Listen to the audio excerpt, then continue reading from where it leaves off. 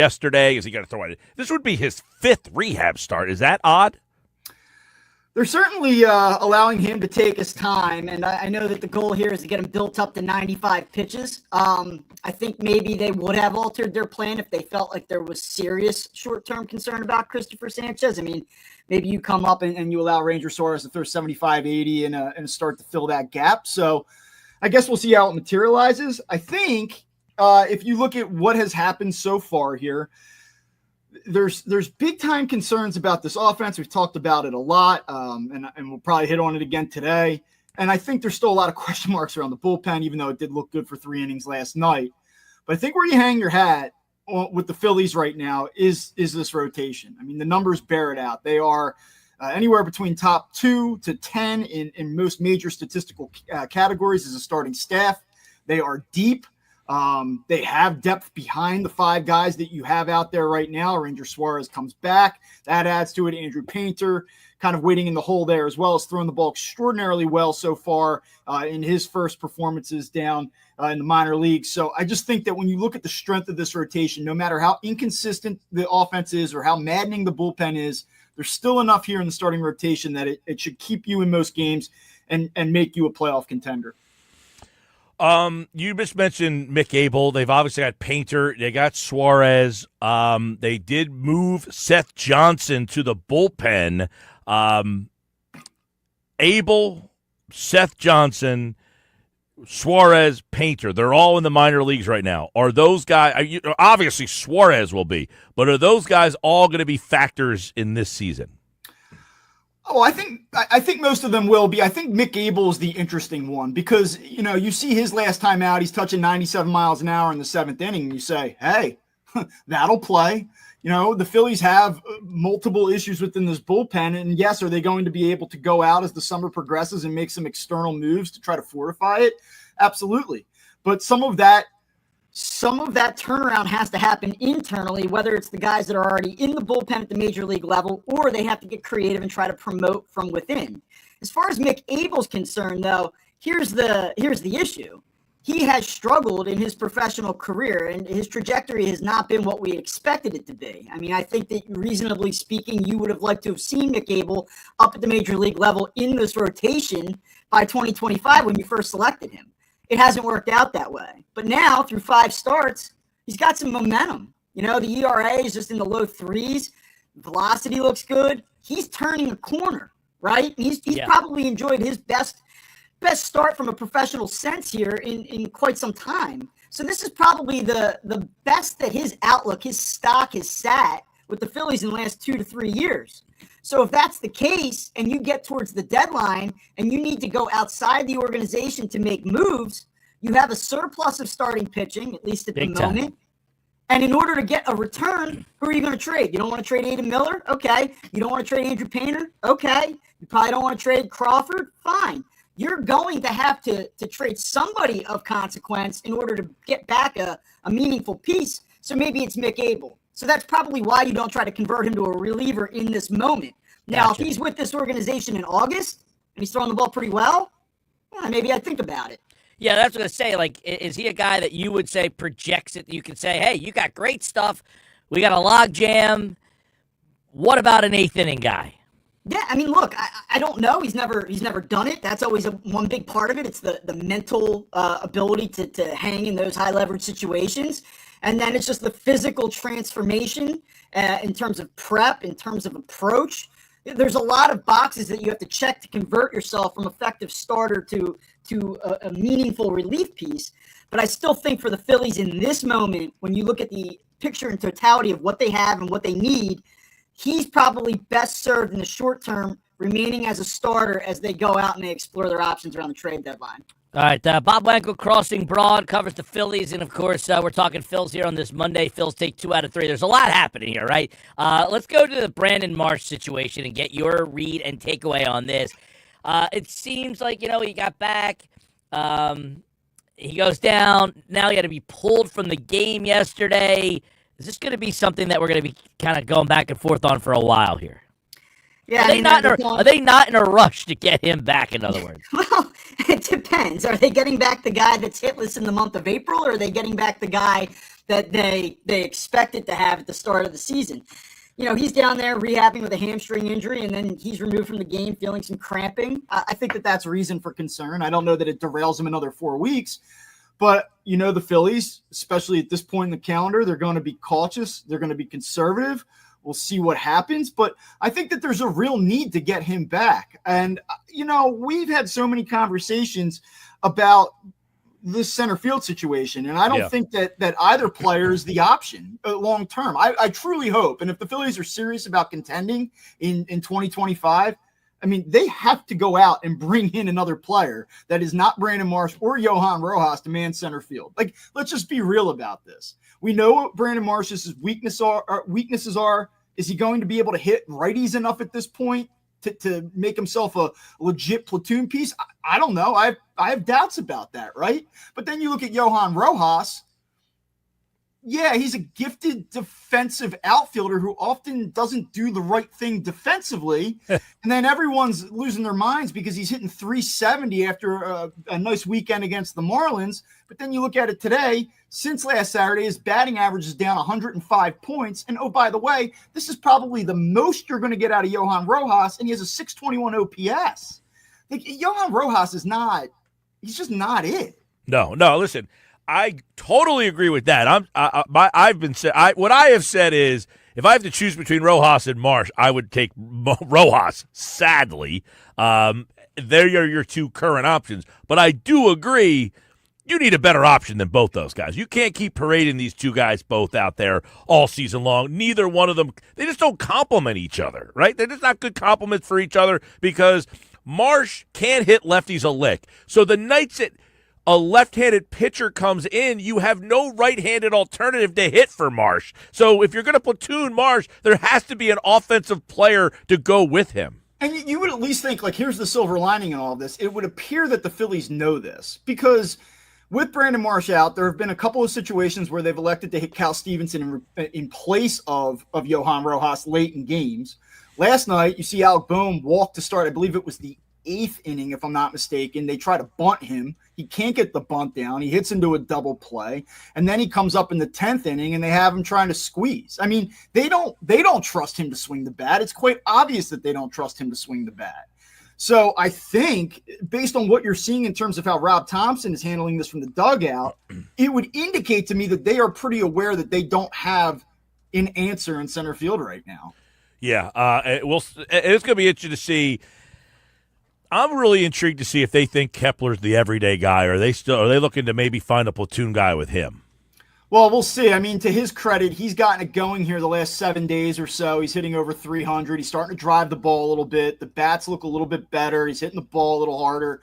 I still don't think he's the right fit necessarily, and his track record against left-handed pitching is nothing to write home about, but at least he looks like a useful part for the bare minimum, which is can he handle right-handed pitching? So I think it does remain to be seen. The issue, though, Mike, is that you can only do so much. So if you need to go outside the organization and get 2 bullpen arms, okay, then you probably need another center fielder. Fine. Now are you going to be able to go out and get a meaningful platoon piece for Kepler on top of it? I doubt it. I just don't think that this team has 4 moves of consequence mid-season in them this year. Now, if you watch Jordan Romano last night, and I said, this is your one chance to watch this guy, give me what you think he's going to do the rest of the year, you would say, man, this guy's sparkling, outstanding.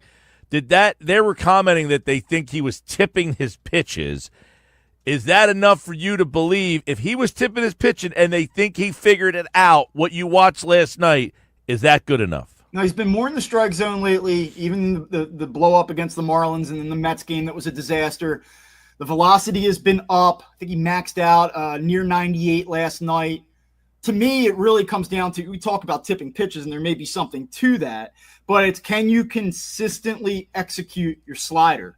Because there are times where he breaks those off and they look good. They have some bite. He can get guys to dive out of the zone on him, and then it's followed by a mistake. And I actually thought he got away with one again last night. Opponents right now are slugging over 700 against his slider this season. I mean, he's just been getting killed on it. And if he can find some consistency with that pitch, then, I don't think he's a guy that you should expect to see have a 10 ERA all season. but it's about consistency with him. Like, great, we saw him do it last night. You have to start somewhere. He did it in a big spot. They needed him. He came through. Awesome. Can you do it 3, 4, 5 times in a row? And that's going to be the real test on this. Yeah, I'm interested to see if you're right, if he can be consistent the next 2, 3 times he's been out there, because he had a really good outing about a week ago. Then his next 2 after that were not so good. He is. I don't know how he cannot hold runners on at all. I don't know how guys just don't take off on him every single pitch on second base. Like last night, he's in with the ghost runner, and he looks and he does the same thing every time. I'm like, he cannot hold runners on. I was like, man, he is brutal to watch up there. You worry about that, and you worry about that especially as the season goes on. There's so much to worry about with his performance the first month of the season that's so far down that you don't even think about it. But if he gets rolling and he's put into these, I think this is the third time I've said it on this call, but the high leverage situations. Yeah. Teams will take advantage of that. We saw that with Craig Kimbrell 2 years ago. If I'm sitting in my living room saying, why isn't the guy on second just reading this guy and breaking? I mean, it is the timing of what he does is the same. He's so deliberate and herky-jerky. I mean, it is a mess watching him up there. I don't know how he's made it this far with the way he does that. It's the same timing every single time. That's a big thing that you got to watch. I'm very intrigued, though, this whole thing with Suarez, Painter, you mentioned Abel's name. That's something to keep an eye on. Is there anybody else down at the minor league level that you're watching that could be an impact or make an impact on this team? I got a lot of people. Otto Kemp's name keeps coming up. They've got a couple guys who have been performing well. Any of these guys to you project that they can help the big league club? Otto Kemp is somebody that Dave Dombrowski spoke about at the end of season wrap-up press conference. He had thrown that name in there. I'll kind of, you look at each other and you go, okay, interesting. Look, he has swung the bat very well for them. He is a defensive liability, though. He's a below-average defensive third baseman. They have moved him around. He's starting to run around in left field a little bit. It would not be good. He would not bring plus defense to you out there, but the clock starts to tick on some of these guys a little bit. So if Max Kepler can't get it together against left-handed pitching in time, could that be somewhere he gets a couple of bats? Maybe.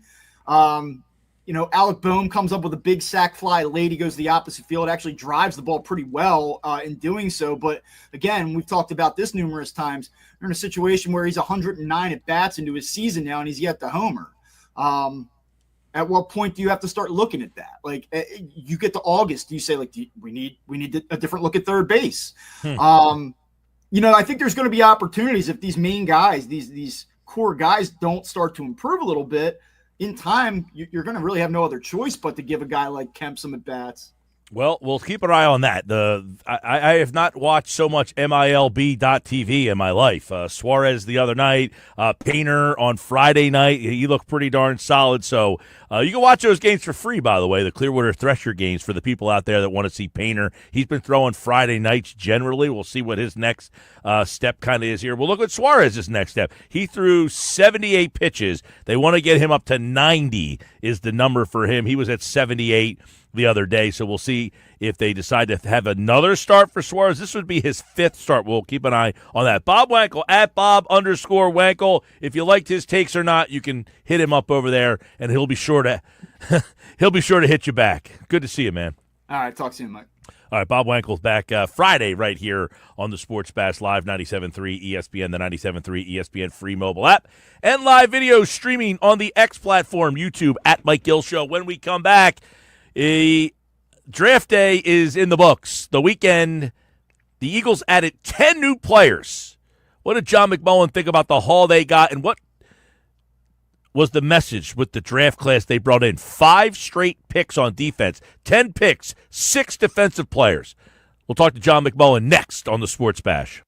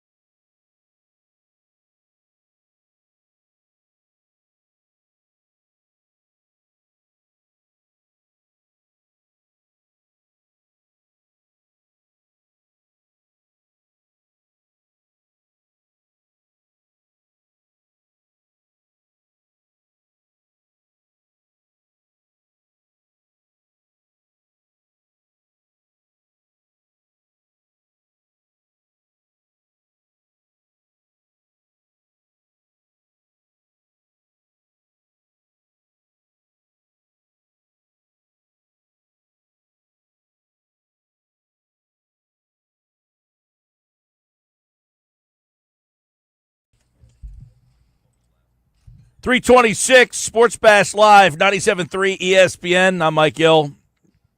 Got some draft questions on the draft board here. 609-403-0973, I should say on the text board. Let me know your thoughts on the draft. Shaner in EHC says, linebacker, really? Well, I can't criticize Howie for much other than rigor. It's nice to see a deep, young, robust linebacker room. Campbell has to be so thrilled as a generational Birds fan. Dream come true. I hope it pans out. Great pick and so not expected. Yeah, I mean, the Eagles actually took 2 linebackers in the draft, Shaner. We're going to get a thought on the Eagles took 5 straight defensive players, 6 overall out of their 10 picks. The messaging there. John McMullen, of course, covers the Eagles.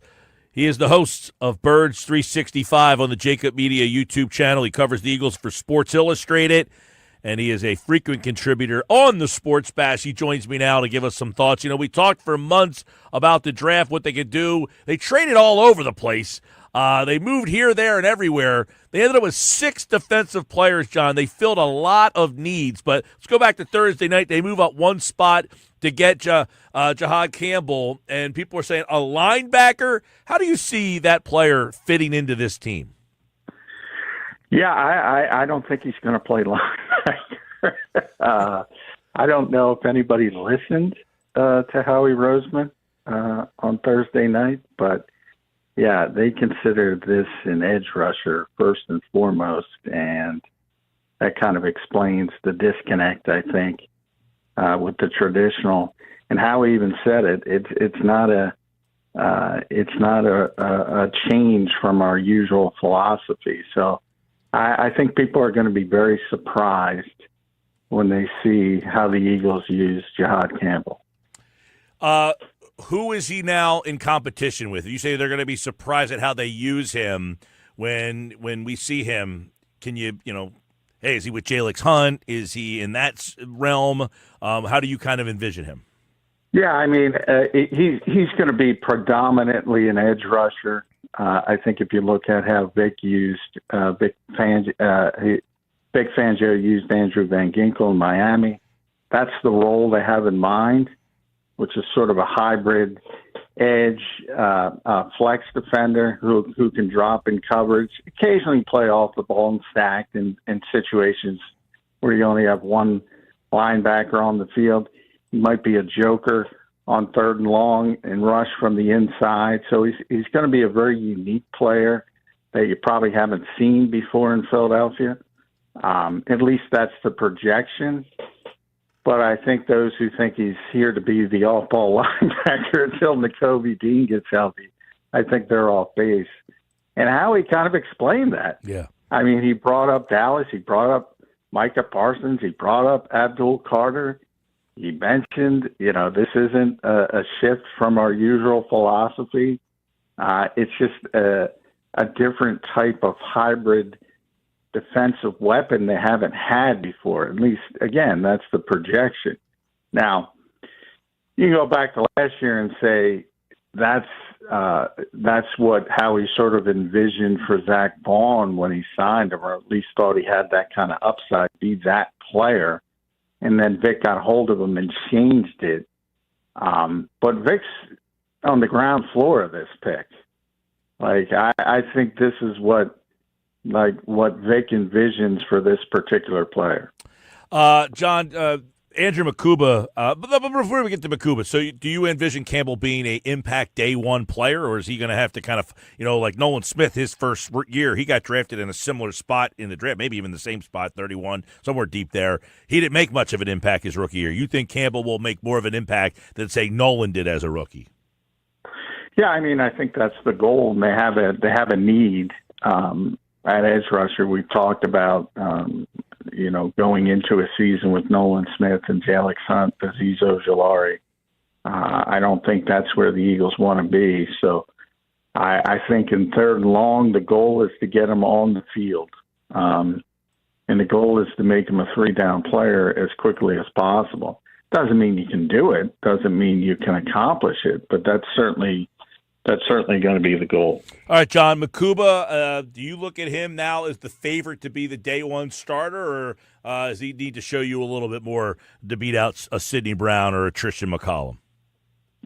No, I think Sidney Brown is sort of the default setting. So I think, as training camp arrives and it'll be Sidney's job to lose, so to speak. And if he holds on to it, he holds on to it. But they wanted to have competition, and that's certainly, I think, what his job is going to be, is to push Sidney Brown and see if he can do that. And a true meritocracy there.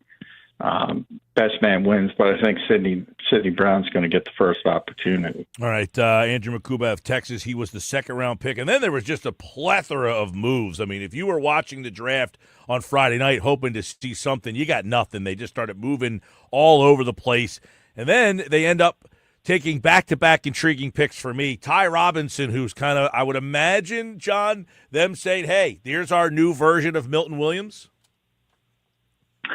Boy, I think you're jumping the gun there. Fourth round pick. Well, I mean, Milton was a third round pick, and I just see it as a guy who, when you say Ty Robinson, what stood out about him? He was a productive player, but he had tested outstandingly. Yeah, he's a great athlete, and maybe maybe a similar trajectory to Milton Williams. I can see that. But it's going to take a while, I would say. And it took a while for Milton Williams. So I think that might be a similar tact and similar situation. But I do think he's got a chance to be the fourth guy in the rotation on sort of the interior of the defensive line. So I think he'll have a chance to contribute. But I don't think he's going to play a Milton Williams level of snaps that Milton had last year. Yeah, I don't know if I meant like right away. I just meant like when they drafted Milton, similar trajectory of like, hey, we'll start just here, but by 2-3 years from now, we're looking at a guy who kind of emerged. Yeah, I mean, that's possible, certainly. Anytime you talk about day three picks, and Howie kind of explained, first round you want impact players. Second round, second and third round, day two you want to have at least above average starters. And the Eagles' philosophy, at least on day three, is to find players with at least a trait that you could sort of get them into the program and develop what they figure is a very good developmental coaching staff, and hope to grow them from there. But, it's really hard for those guys to hit the ground running. If you make it to day three, there's some, holes you got to fill in your game, and that's just part of the process. And, the Eagles do have a lot of confidence in their coaching staff. So I think that part of it is they certainly are high on them. But, fourth in the rotation to start, I think that's a good place for Ty. All right, I'm going to make a wild prediction here, John. I think Mac McWilliams will be the guy that we're like, how did they end up with this guy? Fourth round corner. I would not be surprised if he's a guy we're hearing a lot about. Am I too high on Mac McWilliams? Well, again, similar thing long term, perhaps, and we'll have to see. I mean, right now they need a backup slot corner, so there's not going to be a huge role to fill early on. And if you think about cornerback 3, because a lot of people are focused on that because Isaiah Rodgers, played a lot last season because of circumstance and played pretty well. I think that's going to be Adoree Jackson's role, or at least that's the hope, if Kaylee Ringo can hold down the fort as the starter. So I still think that's the plan. That's the default setting. Corner's not a rotational position. So generally backups are only going to get in there if guys get injured. And obviously you don't want Cooper and Quinyon injured. So it's going to be there's not going to be a huge role barring those types of injuries for anybody, never mind Never mind a rookie unless injuries crop up. So they took 5 straight defensive players there. They filled a lot of needs. They got an edge guy. They got a safety to add to the room. They kind of restocked that defensive tackle position. They get a corner. They get another linebacker. And then 4 straight offensive players. And I think, you look at the offensive line, they needed a center to be the backup to Juergens. They just didn't have a real, good option there. And the 2 tackles, very intriguing options. 2 of those players, Kendall and Hinton, both have NFL bloodlines. Chris Hinton, the father, was an unbelievable player, by the way. Pete Kendall from Seattle wasn't a bad player himself. So they got some intriguing prospects. And then, of course, they took a quarterback in that group of 4. So they did address some of the depth issues on this team that on that offensive line. Yeah, it's funny. The Eagles just paid $68 million to their center, and I kind of disagree. They got a great backup center. I think Cam Juergens is the second best center on the team. That's because how good Landon Dickerson. But they don't want Landon to do that. Right, so exactly. They don't want him to have that role. So that part, obviously, he might be the best left guard in the NFL. So he's a tremendous, tremendous center. For those who don't know, he's an All-American at Alabama at that position. But he's so good at left guard. They don't want him to have to worry about like he did last year and move positions and things like that. You won a NFC championship game with a guy who has had essentially no experience playing center at this level. Yeah, but that's how good he is. Exactly. Yeah, I mean he's if they switch positions tomorrow, he'd be a top 5 center in the NFL. There's no doubt in my mind. That's how good he is. So it's not that they needed a depth piece, but they do want to take that off his plate and don't want him to have to worry about that type of situation. So, and Howie said some interesting things about Drew Kendall and the fact that. He called it a center deficient league. We always say offensive line. He said specifically center deficient because most people they say, all right, we'll take this guard and have him become a center. And it's not a natural thing for people to do, to snap the football. And a lot of people are just not good at it. I remember, the Eagles, when Marcus Mariota was here, literally the second team snaps weren't even relevant because Marcus Mariota had to play shortstop because the Eagles had nobody for shotgun snaps. They couldn't find anybody to snap the football to the point they had to bring Josh Andrews back just to get second team reps in training camp. So he's right as far as being a center deficient league, and I think that's one of their better day 3 picks. I think they did a good job on day 3 from the perspective of finding guys with those traits that Howie was talking about. They, with Ty Robinson, it's athleticism. With Kyle McCord, he's just savvy. He's, way ahead of the curve as a processor. And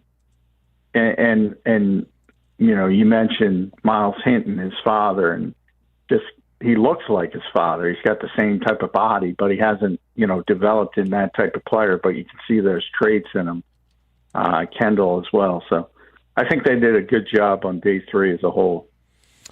Yeah, and then the last pick they got in the draft was a guy who, production-wise, you're not going to top. He was the top sack guy in the country the last 2 years, 25.5 sacks. You hit a 7th-round pick, and you don't think much of it. But definitely when you have a guy that productive, they've had guys like Teron Jackson, late-round picks that have just kind of stuck around for a while. None has been as productive as this guy.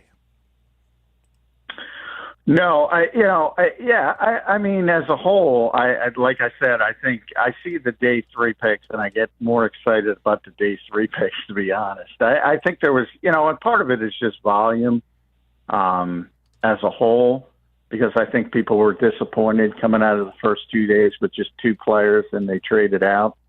And you look at some of the safeties that were on the board and you question, all right, was Xavier Woods better? Was Kevin Winston Jr. better?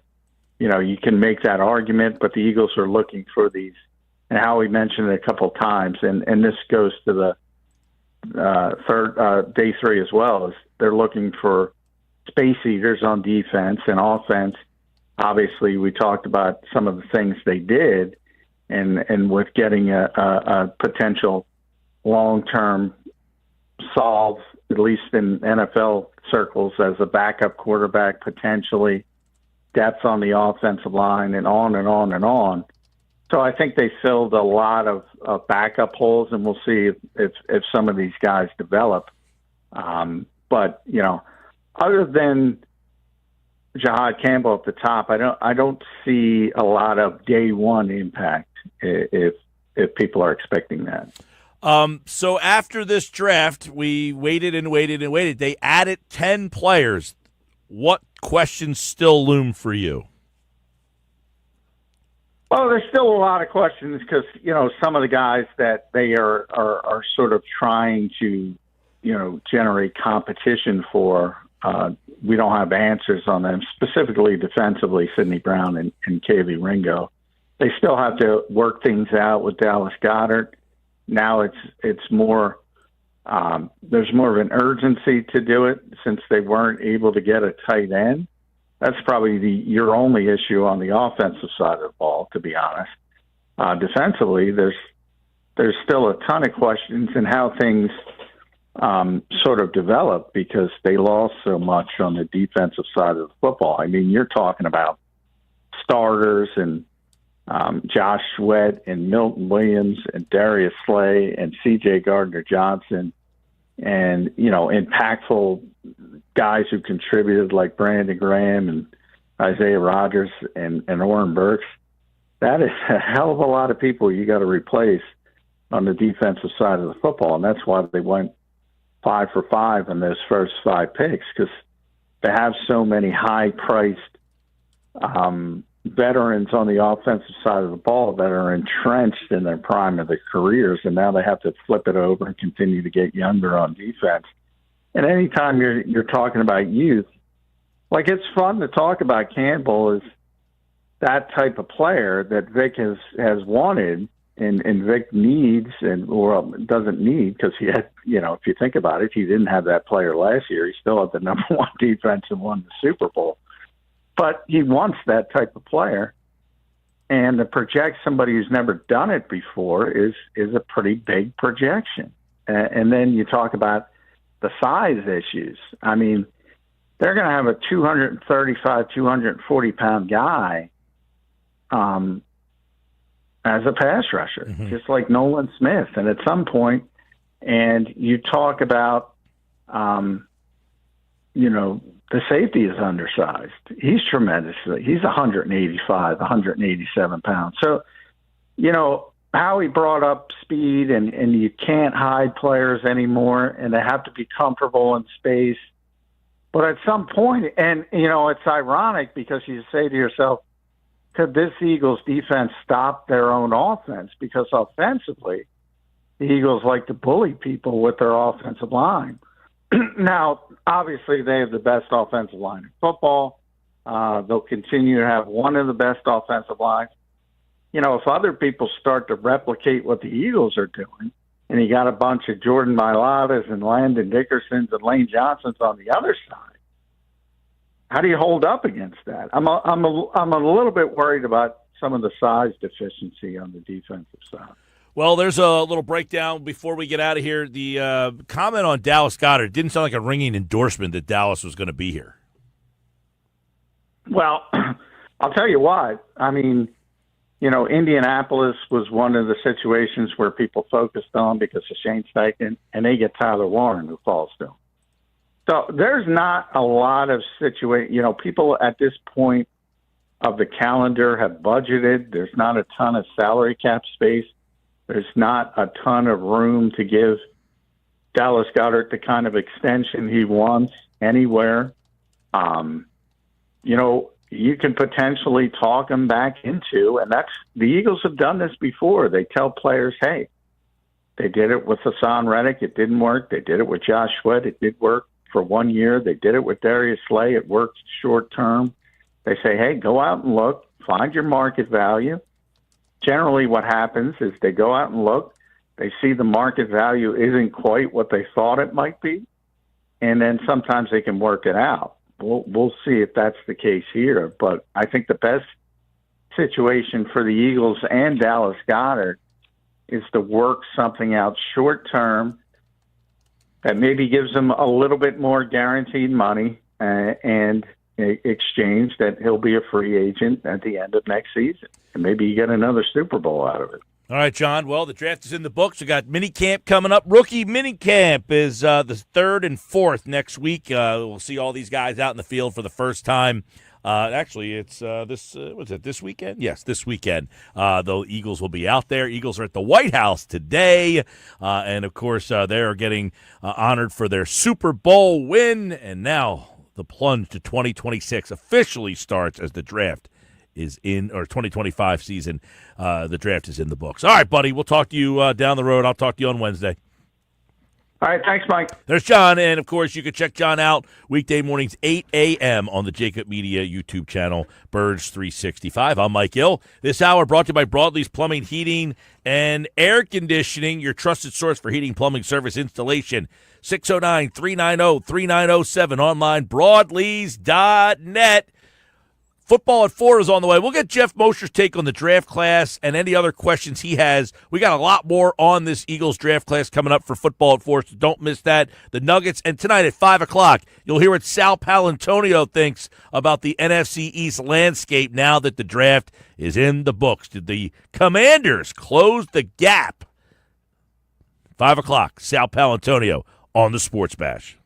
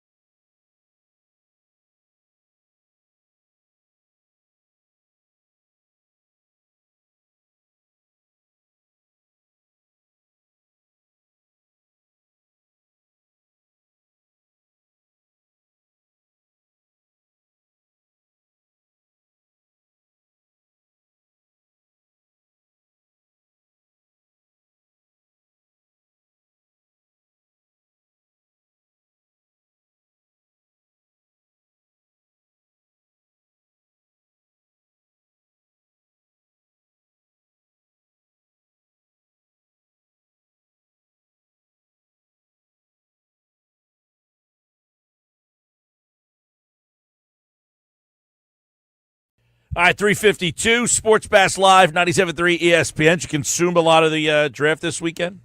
Of course. Love the draft. It's a good time. I always like the draft. I love the draft, and then I feel like it's like the first weekend that feels like there's stuff to do.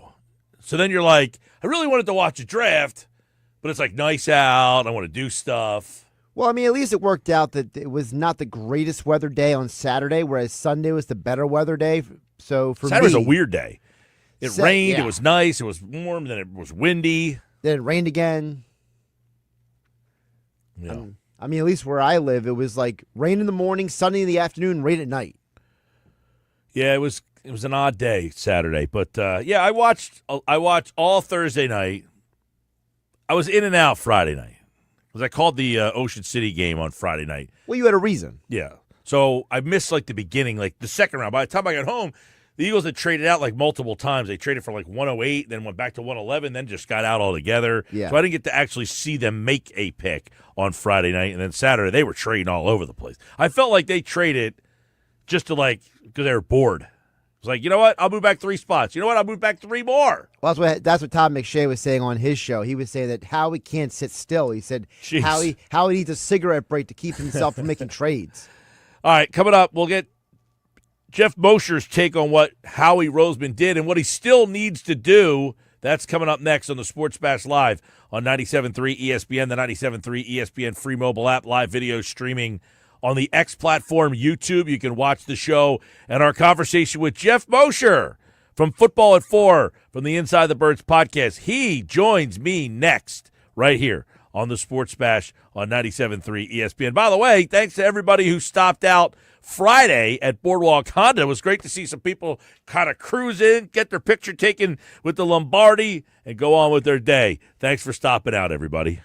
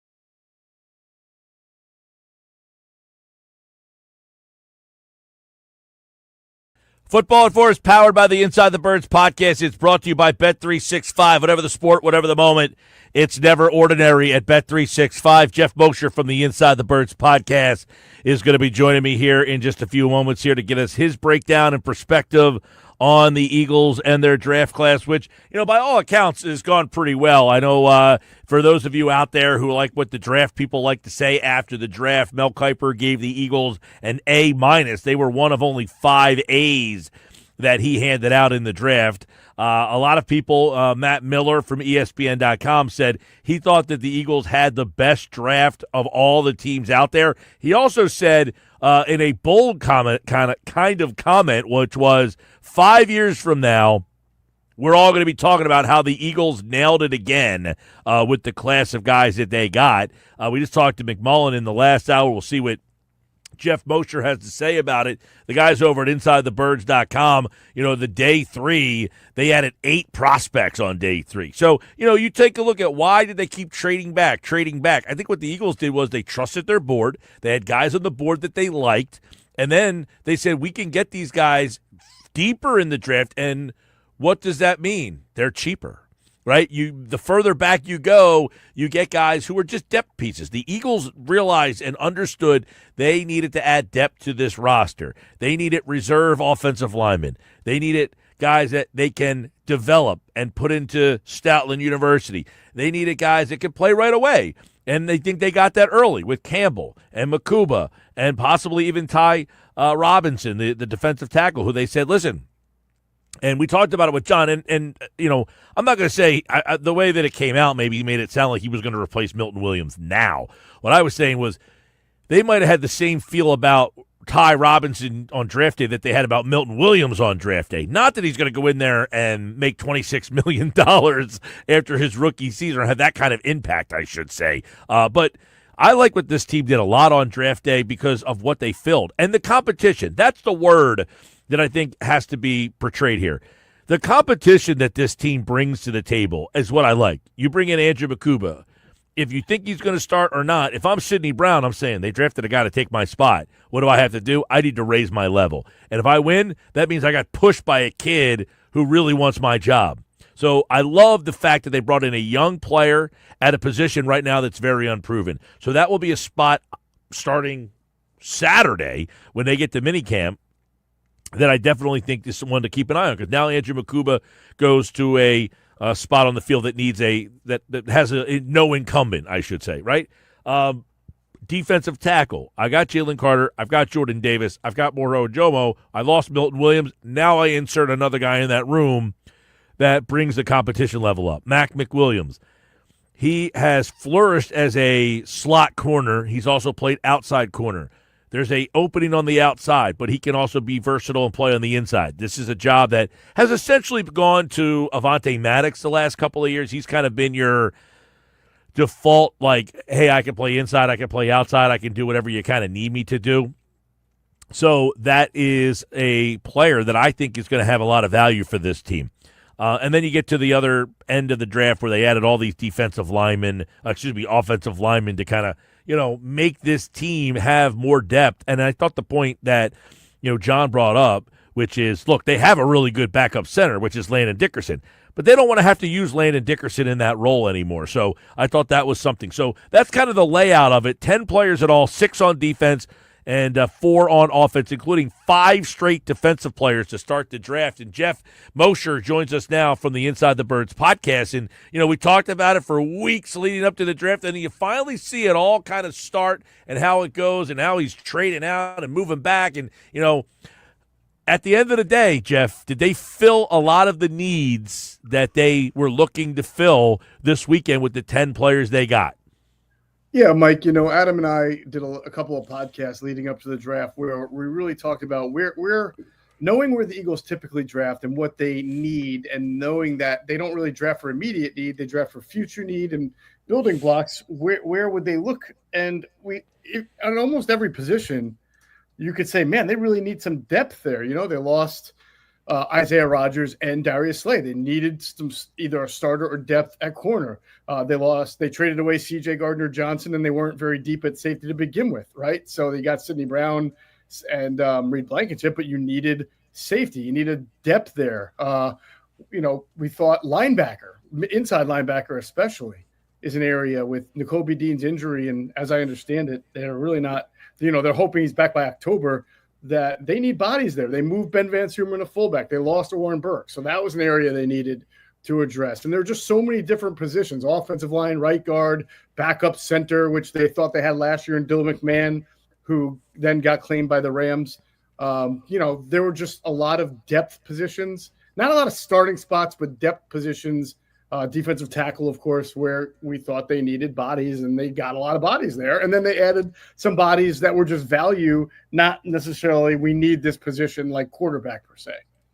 Yeah, obviously Thursday night we'll go back there because you haven't been on since then. They took a linebacker, right? I don't know that he plays off-ball linebacker. How do you envision Campbell kind of fitting in Vic Fangio's defense? I mean, he most certainly plays off-ball linebacker. I don't know why anybody would say that he doesn't. That it's what he just spent his whole last year at Alabama playing.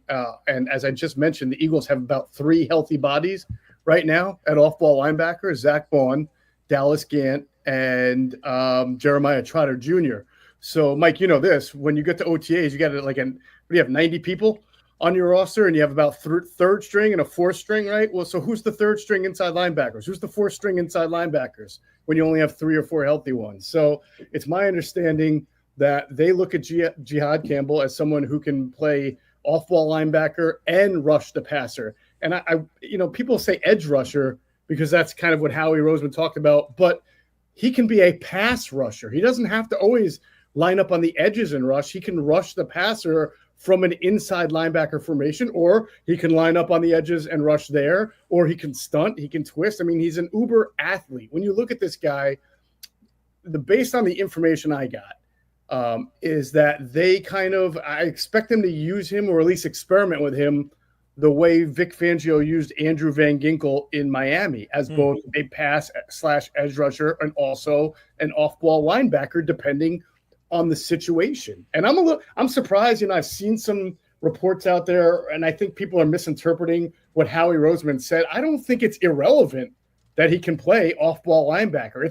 It's certainly an area he's got to develop. I'm not telling you he's going to definitely be an off-ball linebacker. He has to show that he can play it in the league as well as he played it at Alabama. And even at Alabama, there were some areas of it that he struggled. Okay. Obviously, if you just line him up in the edges and say, go get the pass, get the quarterback, that's a little bit of an easier task. But again, he will have the opportunity to line up in multiple spots at off-ball linebacker and on-ball linebacker. And if he's good enough, they'll find ways to get him on the field in both scenarios. Do you see Campbell being one of these day one impact players? In other words, Nolan Smith was drafted right around the same spot, 30, 31. I don't remember what Nolan was, but he was late first round. He made essentially no impact as a rookie. Does Campbell make a bigger impact as a rookie than Nolan did? I think the opportunity will be there. Remember when Nolan Smith was a rookie,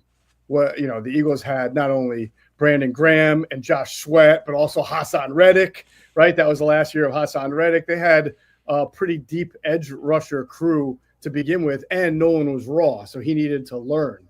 I think, again, if you look at the numbers, at least at inside linebacker, right now, you got 3 healthy bodies. Well, 4, because they drafted the kid from Georgia, Smail Mondon, right? So let's assume he's healthy too, and he's added to the mix. But you have an opportunity to get him on the field in, again, both of those spots, as long as he shows he can handle it. Maybe he's not ready for it, or maybe he's Zach Bond-like and, makes the adjustment really well. That's all. The Eagles themselves don't exactly know where he's going to fit right away because they have to get him on the field in the shorts and shells. Then in, August in training camp, they got to put the helmet on, the pads on, and see what he's best at and see where their coaching takes him. They just know they have an excellent athlete, an above, like a through the roof, off the charts athlete.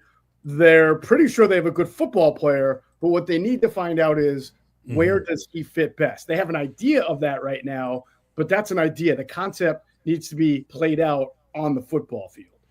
All right, let's go to Makuba, Andrew Makuba. A lot of people wonder, all right, is this guy going to step right in and be the starting safety here? They get him in the second round, Texas kid. He's up against, Sidney Brown, Tristan McCollum, Lewis Cine. Give us your thoughts on that pick. Yeah, I mean, this is a guy, and I credit Andrew DeCecco. Also, he was on this from the start. I mean, I think he mocked Andrew Makuba to the Eagles in the second round in 2 of his 3 mock drafts. So made a lot of sense.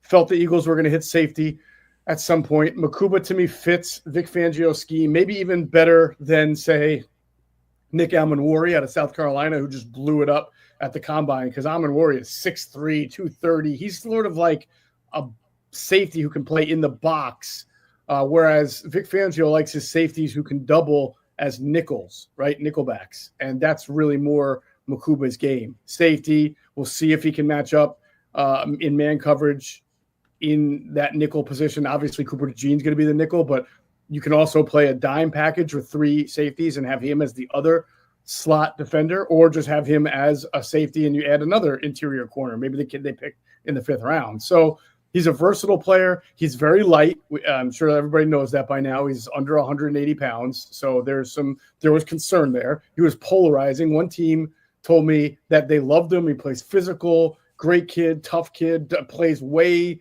stronger than his listed weight. And another team told me the same exact thing, but still had him as more of a 3rd or 4th round because they're worried about the size. I know everybody likes to say, but what about this guy at this size? And what about this guy, Buda Baker? Well, it doesn't mean it's going to work for everybody. Yeah. I'll give you Emmanuel Forbes. Emmanuel Forbes was a corner drafted in the 1st round 2 years ago by the Commanders, who the tape showed it didn't matter that he was like 170 pounds. He played physical and he played strong, and that's why he went in the 1st round. Maybe he was a little overdrafted, but I thought he was more of a 2nd rounder. But the bottom line is he's already off the Commanders because he couldn't hack it. So I don't bring that up to say Makuba will not be able to hack it. It's just a counter to everybody who cherry picks the one guy who's undersized and says, well, what about that guy? Well, it doesn't matter. What only matters is, does Andrew Makuba make the adjustment well? And the Eagles believe he will, and we'll see. All right, I was intrigued by Ty Robinson. I mentioned before because he kind of the replacement for Milton Williams, not immediately, but a guy who tested very well and is a player that maybe right off the bat gets a little bit of a taste, but by 3 years from now. He's interesting, though, because he played 5 years of college football. He had the COVID year, so he has played a lot of football, but you wonder 2-3 years from now if you're saying, man, they got that guy in the 4th round. Yeah, it's possible, Mike. We did a couple of shows where we talked specifically about a relative athletic score, an RAS, right? And the Eagles really being big on that at certain positions, especially at both pass rusher and interior defensive line. And of course, Campbell was like a 9 point something, which is really good. I think Ty Robinson was in the high 9s too, undersized guy, but he really can get off the ball very quickly. Great athlete. And that's exactly what appealed to the Eagles. They see that's why they drafted Moro Ajomo in the 6th round, because he's a guy who had good upfield burst, not as good of an athlete as Robinson, but again, the upfield burst. We know Jalen Carter has it and is a great athlete as well. And Milton Williams, 3rd round pick a couple of years ago, mainly because he was very, very productive in college at a smaller program, but his athleticism and his testing was through the roof. Yeah, I know that a lot of people look at Ty Robinson and see a guy that could possibly be in the rotation right off the bat. We'll see how the Eagles end up. He is a little on the underside. He's not going to replace Jordan Davis in any stretch. He is more of an undersized pass rushing type of interior liner. I love Mac McWilliams. I know you kind of threw him out there. I love this dude. It'll be interesting to see how they end up using him because he's played both slot and outside. Right. He has played both. It will be, from what I understand, they're going to, just like we talked about with Campbell, Jahad Campbell, they're going to give him opportunities at both and see where he fits best.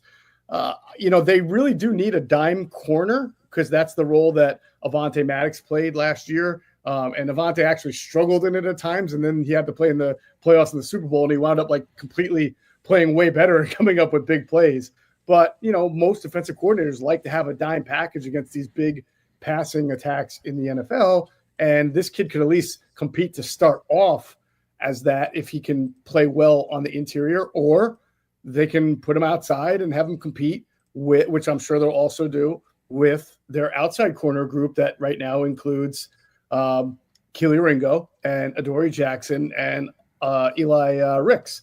And they'll see. I would say what holds Mac McWilliams back is that it's not just his size, that he's like 5'10", but small hands, doesn't have great arm length. So on the outside, that can work against you. It seems much more fit for the nickelback position, but that's why you put him out there. You work him in both, and you see where it comes in best. And not surprisingly, Mike, he scored a 9.84 out of 10 in the RAS, which is a relative athletic score. It's a common theme throughout most of their draft picks. Even Makuba, who had a lower RAS, he ran a really fast 40. But for some reason, I'm not the analytics expert, but your measurables count toward your RAS.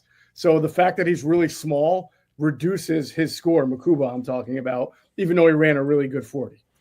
All right, Jeff Mosher, we're looking at the Eagles draft class, kind of taking a look back. They took 5 straight defensive players and then went with 4 straight offensive players, 3 on the offensive line, 2 of which have NFL bloodlines. Drew Kendall, Miles Hinton, their fathers both played the offensive line. Cameron Williams, another guy there. So they really went with offensive line depth, and they do what they generally do, which is go Kyle McCord, and that became a story because there were some reports that the Eagles had some interest in Shedeur Sanders. The Browns jumped over the Eagles to make sure that they got Sanders, and the Eagles said, okay, fine, we'll take the next quarterback on our board. They went with McCord, but they get those 4. But the 3 offensive linemen, obviously the Eagles value, and they just stocked up the depth. And they did it with 2 guys, all 3 really intriguing players, but 2 with NFL bloodlines. Well, I like to refer to what they did on day 3, and Adam and I talked about this in the pod that dropped this morning, as a big dartboard, and you just throw darts. This draft in particular, Mike, was not long and deep on talent at a lot of positions, especially ones that the Eagles value. It was kind of top heavy. So that's why you see them completely trade out of the 3rd round. They had their eyes on some offensive linemen. They left. They didn't want to trade up for them. So they got out of the 3rd round. And then in the 4th round, after they picked Ty Robinson, they had another 4th round pick. Another offensive lineman went off the board to the Colts, I believe. And then they were out of the 4th round. So what does that tell you? The Eagles didn't really love the middle round value here. They like the late round value. But when you like the late round value, what you're essentially saying is you think that there are some real high upside guys here. You throw a dart and you hope it works out. So we can go through all the names. Each one of them have some strengths. Each one of them has some weaknesses and some downsides. And, you hope that when you throw these darts, you don't expect all of them to hit the bullseye. If you hit 1 or 2 of them, absolutely, then you've done your job, especially in a draft like this, which is why, by the way, I crack up when I see these people who are just aiming for headlines and clicks say, oh, the Eagles won this draft 5 years down the road is going to be considered the best. Why? Based on what? Like what is it? I like Come on. approach. I have no issues with anybody that they took, but who is it that they took in this day 3 that makes people think that this is going to be the greatest draft ever? Well, I will say, in defense of those people, when you're doing draft grades, you are grading yourself on what you project those players to be. Right.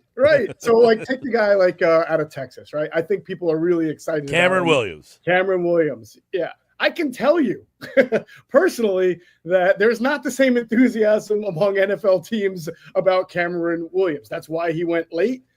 He's played overweight, and you could convince me he'll be all right in 2 or 3 years under Stoutland University. You could convince me he'll be out of the league in 2 or 3 years if he doesn't get his act together. So, who knows? And then you get the guy in the 7th round who is the 25.5 sacks. I mean, when you get a guy that productive, people are like, whoa, and I talk about this, because the Eagles have taken guys like Teron Jackson. Yeah. There's another guy that I feel like was in that. What was it? Quentin Johnson. Yes. Patrick Johnson. Those 2 guys were in the same draft, and I feel like they've just been getting cut and back multiple times. They're just kind of special teams players. Yeah. But neither one of those guys have been as productive as this player was at a higher level than Patrick and Teron Jackson both played at. Yeah, no, that's absolutely fair. And I actually like that. I mean, I have no issue again with any of the picks I always grade an approach, and I think the Eagles' approach was the correct one for who they are and what they do. But I particularly did like that guy because, again, like you said, he was productive at a major program. His athleticism, he's one of the few guys where the athleticism doesn't jump out, but that's because you're literally picking in the latest of the late rounds, and you're just trying to hope that something translates well. Well, the draft is over. That's it. 10 picks, 3 days. Not upset about it. But minicamp is on Saturday, and we'll get a chance to see all these guys for the first time. They will be on the field Saturday and Sunday, and it all begins the end of the Eagles Super Bowl run. They are at the White House today, so that will kind of end the Super Bowl season, and now it'll be on to defending that Super Bowl trophy, and we'll have all the coverage right here on Football at 4 with the guys from the Inside the Birds podcast, and I know you guys will have a ton of off-season mini camp, training camp coverage. Training camp's going to be here before we know it, man. Don't blink. I will not blink, and by the way, on Wednesday, I might have a special announcement for you. We'll see. All right. Well, there's some news for you there. All right, Sports Bash Live, Wednesday with Mosher, possibly a special. Hey, I might have a special announcement for you. I'll text you. Oh man, back and forth. Hey, we want to do it like Didn't who announced their decisions together? It was almost like the Heat thing, right? Where LeBron had a whole press conference. Yeah. And Chris Bosh is coming with me. Yeah, right. Exactly. All right, man. I'll talk to you. See you, brother. Jeff Mosher from the Inside the Birds podcast right there on the Sports Bash. All right, coming up, Nuggets are in the house. Knicks Nuggets are here. We'll get his observations on the draft, the weekend. Plus, what did one NBA insider say about the Sixers season? You'll hear that coming up later on in the show as well. I'm Mike Gill. This is the Sports Bash on 97.3 ESPN.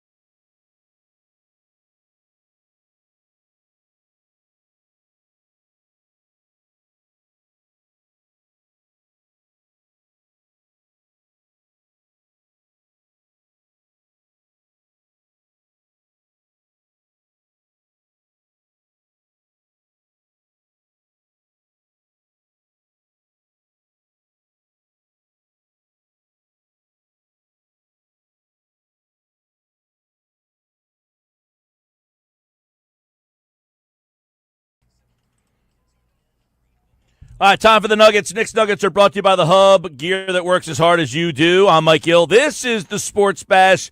Busy show, recapping the draft, Phillies weekend. See, I think the Phillies weekend got lost in the sauce because of the draft, and it's just what they needed. They needed, like, people forget about me.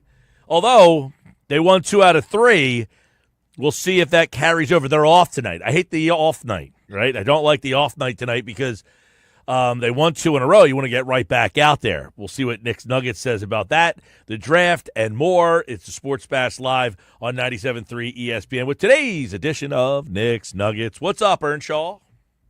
What's going on, Mike Gill? Hope you had a great weekend. Listen, 2 wins. You get 2 out of 3 from the Cubs up there in Wrigley. We know Nick Castellanos loves to play baseball up there, so you'll take a little nice weekend. They're like kind of in the backdrop right now. Eagles are taking all the storylines for many reasons, not just the draft, but I'll leave it there. But the Phillies, I want to start with them, Mike Gill, Nugget number 1.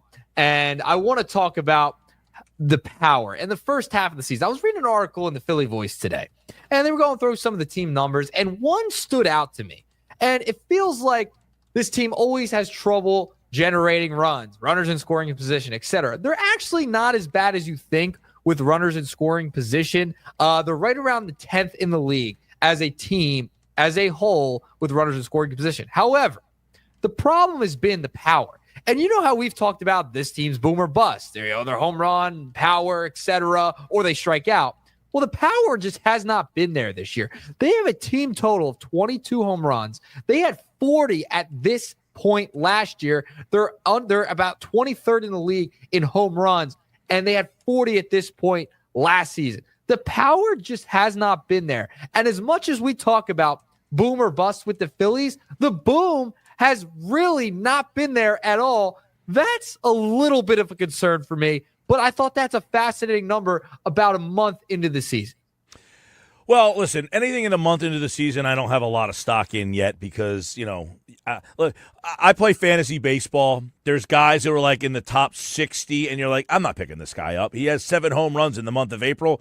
Are you doing backflips to go get some of these guys? You're like, nah, it's only been a month, and they might have had 7 home runs in April, and then they'll hit 3 the rest of the year. So April's a tough month. I mean, look, that's why Charlie says it's hitting season. It's not hitting season yet. It's cold. The ball's not carrying. It's hard to get a read, I should say, on what you are. I know the Phillies, in terms of, somebody posted this, who was it the other night?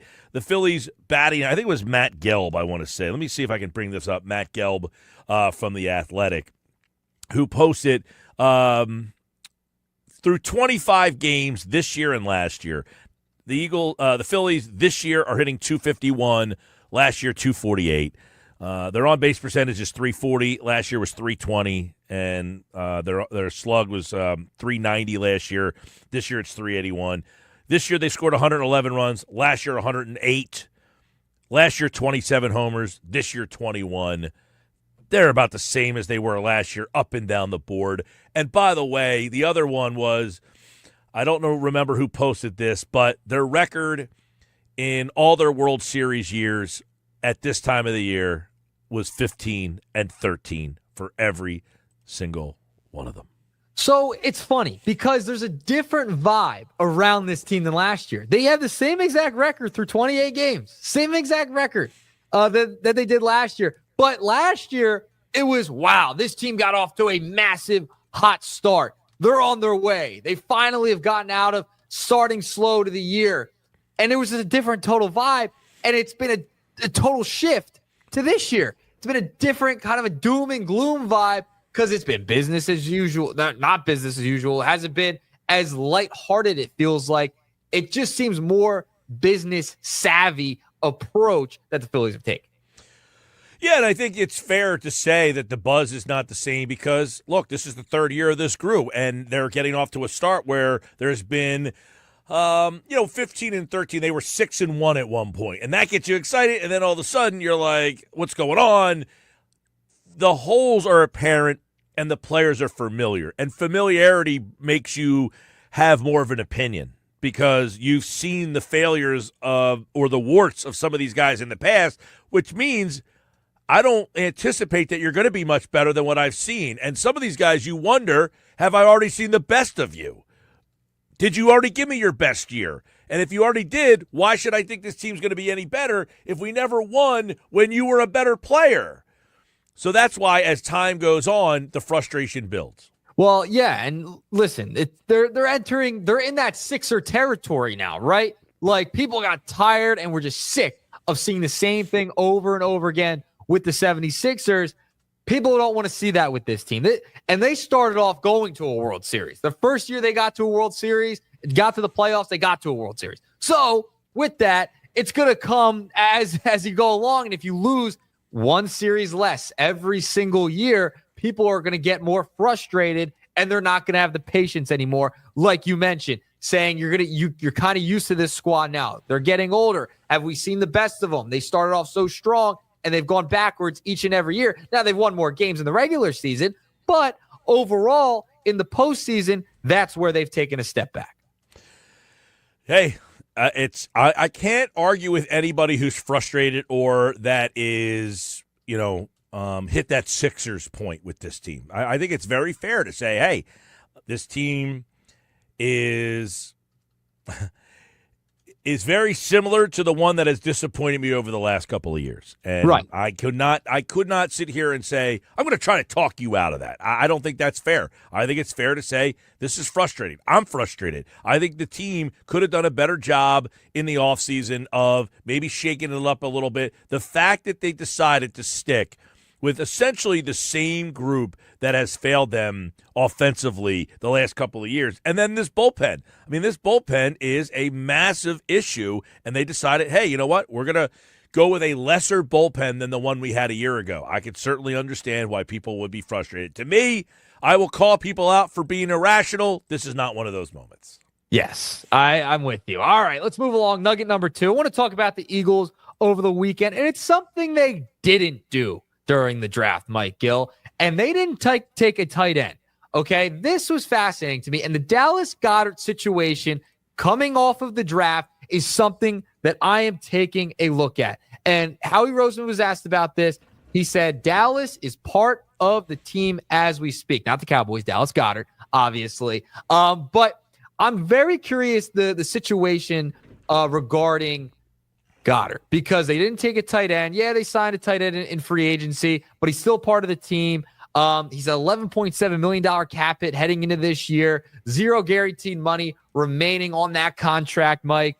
Goddard's situation is fascinating to me because there's been so many rumors, and you heard the Colts were interested. You've heard the Giants were interested. That's the buzz. The Colts took a tight end. Okay, they have. I don't think you're going to trade him to the New York Giants. You're not going to trade him to an in-division rival. So I'm curious. I think Goddard's going to probably stick around because it just doesn't seem like there's going to be that interest out there unless something crazy happens. But it feels like he's going to be back in a training camp.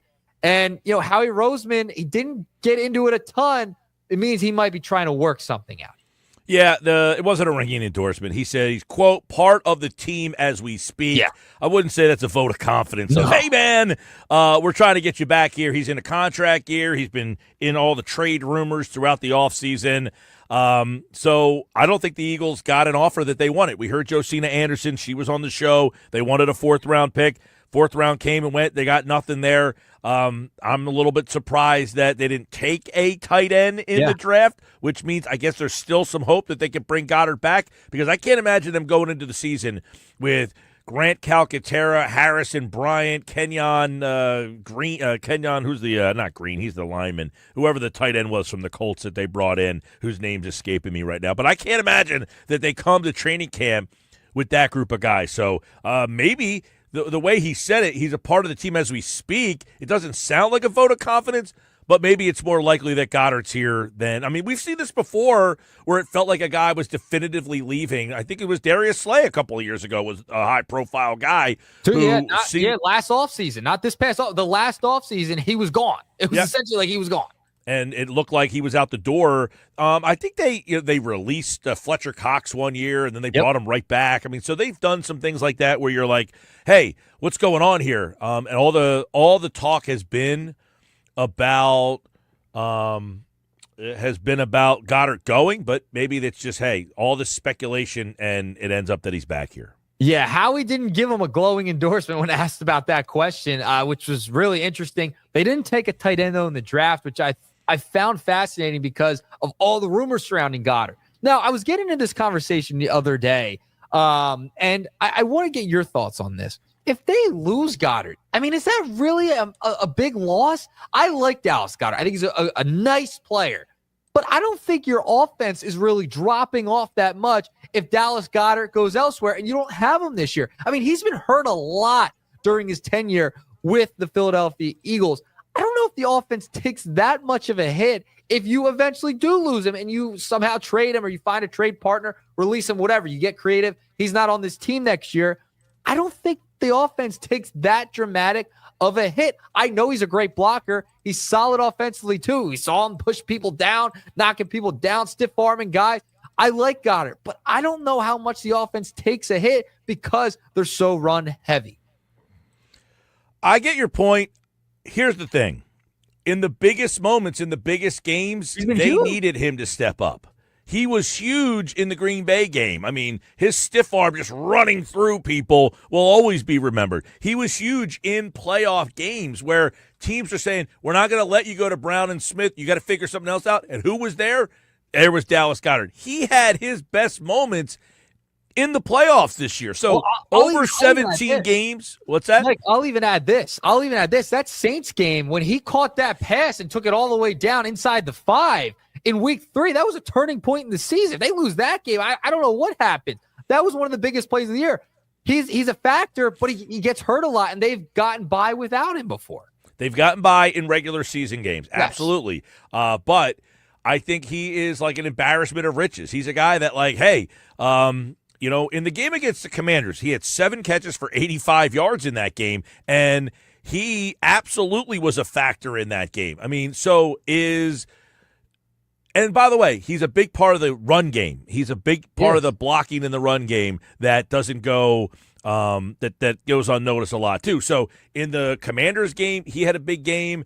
I know the game against Green Bay, he had probably the play that changed that game. He had 4 catches for 56 yards in the game against the Rams. He had that 31-yard catch where the Rams were kind of keeping you in check, and bang, he hit you with that. So, yes, he is – you've won games without him, but is the guys who replace him going to be able to do what he does in the wild card game, the division game, the championship game? He caught 4 catches for 47 yards and a touchdown in the win over the Packers as well. And that's what makes me a little nervous as to why Howie Roseman was so, he's still part of the team. Like, okay, like he had a big playoff run. Like, he's been big for you. Like, he's had big moments. But there have been games where they've gotten by without him. And I wonder if that's the approach, though. Like, are they looking at this, all right, we've gotten by without him. He's a lot against the cap. He's got 0 guaranteed money left remaining on his contract. What can we move on from him and we can replace him in the aggregate, I guess you could say. Hey, listen, and by the way, the other tight end that they signed was Granson from the Colts. Totally forgot they signed him. None of those guys to me are suitable enough replacements for Philadelphia. Kyle Granson, Harrison Bryant, and Grant Calcaterra. You cannot go into the season with that group of guys as your tight end room. Well, it's what's funny because it feels like they've just continued to progress and get a tight end, draft one, have one sitting waiting in the wings. I don't think Calcaterra is that guy. It literally went from Selleck to Ertz to Goddard. I mean, they have had a tight end every year. Like, they're just ready to go and pumping out tight ends. They have one ready. They didn't draft one this year. I thought that was very interesting that they didn't do that. So we'll see what happens with Dallas Goedert. Not a big vote of confidence from Howie Roseman, but he is still part of the team, as he said. All right, moving along. Nugget number 3. Let's talk about the Philadelphia 76ers, Mike Gill. I mean, you always got to bring up the 76ers at some point because, I got to talk about just the disaster of this team. And Brian Windhorst made some clarifications on the Stephen A. Smith show about the big contracts that they handed out to a couple of the guys that we know very well, Joel Embiid, Paul George, Tyrese Maxey. Take a listen to what Brian Windhorst had to say on the Stephen A. Smith show. I was mildly surprised, but I heard that, ownership was on board and agreed with and endorsed, signed off, whatever you want to call it, with the moves that they made last year. And the two big ones are obviously signing Paul George and extending Joel Embiid. Josh Harris, David Blitzer, it wasn't like Daryl Morey went to them and said, this is what we have to do.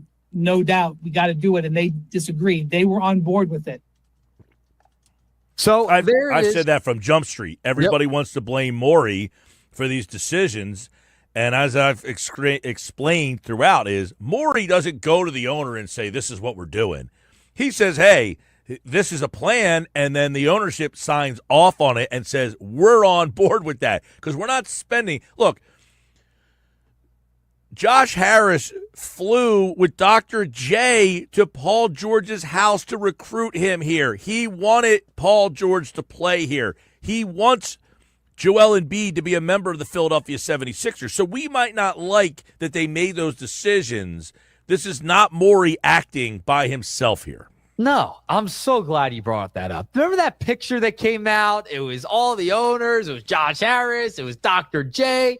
They were in on it. It's not just a Daryl Morey decision.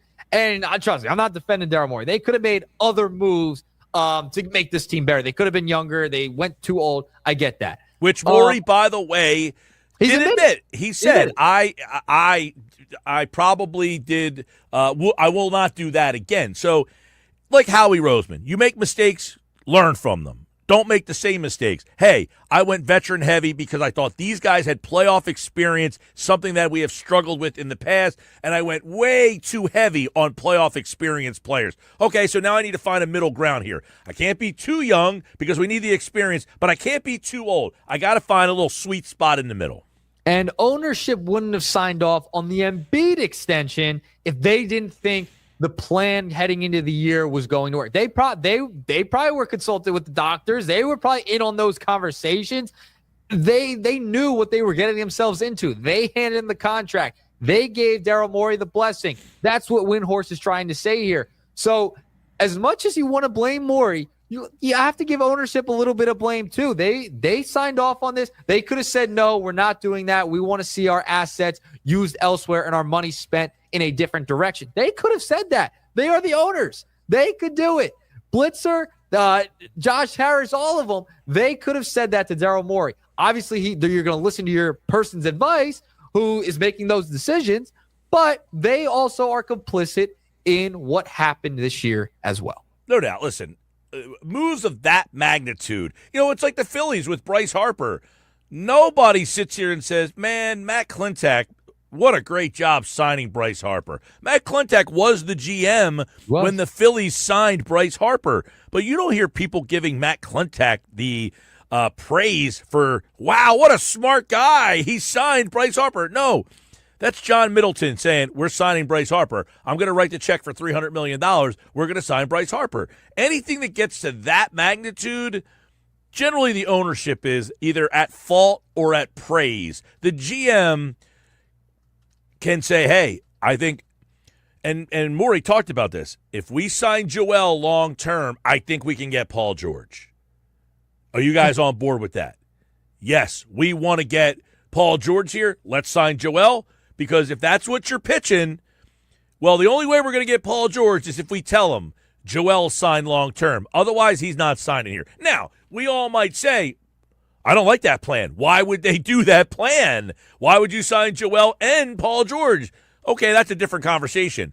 But it goes back to we're blaming the wrong people sometimes, and that's why Morey is back and not fired, because people are wondering, why didn't Morey get let go? And I think they want to see this thing out, too. I mean, listen, injuries were a massive part of this year. Everything else, too, I get it. All the stuff surrounding it, sure. But this team barely got to play together, okay? This team was not together. Embiid wasn't healthy. If Embiid's not on the floor, the 76ers are not going to be successful. And you don't know where he's at right now anyway. He had the surgery. I get it. It went well. We'll see how he progresses after this surgery. But Paul George was hurt. Tyrese Maxey was hurt. You didn't get a chance to see these guys really play all together, too. So I think that's another factor into why they're both back. Yeah, well, listen, and someone just texted in and said, hey, it doesn't matter that no one's saying this is only his more decision. He's the GM. His plan was horrible. Did the owner make up this plan or just go along with it? Morey's responsible for this year's mess. I agree. Morey is responsible for this year's mess. I see this, though, as more of a one-year mess unless you are crippled with Maxey, George, Embiid, McCain all getting hurt again, and that would be a disaster.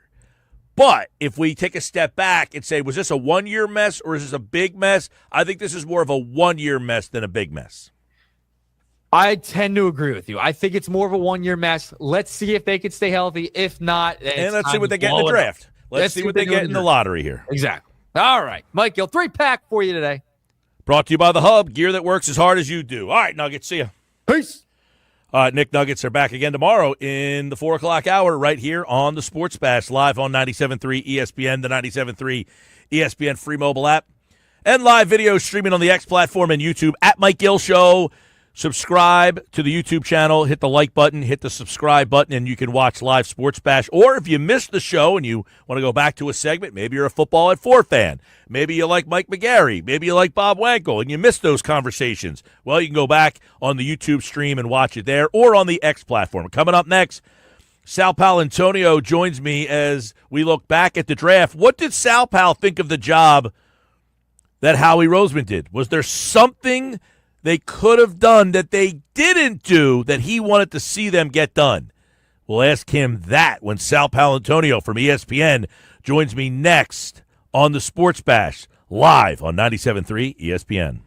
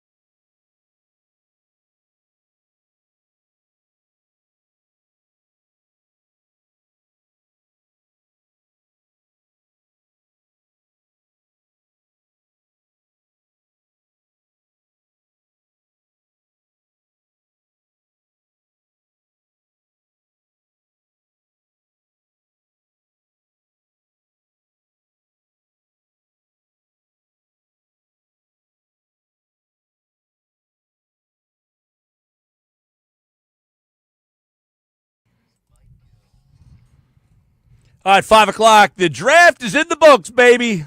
The NFL draft is over with, but our recap and analysis is just beginning in the 5 o'clock hour as ESPN's national correspondent for the NFL, Sal Paolantonio, joins me to give us his take on the Eagles 2025 draft class. He was on Friday's show and said if the Eagles can get Malachi Starks, they're going back to the NFC Championship game. Well, he was not on the board when the Eagles selected Sal, but you think they could have got creative. They did move up one spot. Should they have moved up a little bit more and gone in that direction, or did you like what they ended up with Jahad Campbell at number 31? Yeah, Michael, I like Jahad Campbell. Thank you for having me on your show. I always look forward to being on the Sports Bash with the great Mike Gill. I like Jahad Campbell. He's got excellent blitz skills. He's very good at zone defense and dropping into coverage. He's a good pass rusher. He was productive at Alabama. He's got height. He's got a terrific wingspan. This is a Vic Fangio pick. Jahad Campbell is a Vic Fangio pick. We all know that Fangio values linebackers. Last year, on the road to the Super Bowl, the linebackers of the Philadelphia Eagles played at a very high level, including our man, Zach Bond, who wound up getting a big contract from the Birds to stay. I mean, I love Zach Bond, and I think there's no player that was more responsible for the Eagles winning the Super Bowl than Zach Bond. You get Jahad Campbell. Why did he drop? He was not a 30 visit. He was not one of the 30 players that visited NovaCare. Teams are allowed to have 30 prospects in. He did not visit. That really wasn't brought up or discussed much by Howie Roseman or Nick Sirianni. He had this shoulder surgery, torn labrum in the left shoulder, and that was repaired after the combine. There are question marks about his injury status and how much he'll be available, and we'll have to see. The Eagles have a great medical staff. They have a great training staff. Obviously, they wouldn't pick him in that spot if they didn't think he could work out. But, you know, Malachi Starks would have been a plug-in-and-play player at the free safety position. And everybody in the world knew that Baltimore wanted Malachi Starks. Everybody in the world knew that Eric DeCosta was sitting there above the Eagles and wanted him. And the Eagles have 20 picks available in the next 2 years. To me, God forbid, I criticize Howie Roseman. I think he's done a tremendous job. Should have been Executive of the Year last year. To me, and this is what I get paid to do, I would have tried to be aggressive and jump ahead of Baltimore and take Starks. They didn't do that. And then when they got stuck, they moved up for Campbell. I would have moved back. That's the one spot in the draft where I thought it would have probably been better to move back and not move up to get Campbell.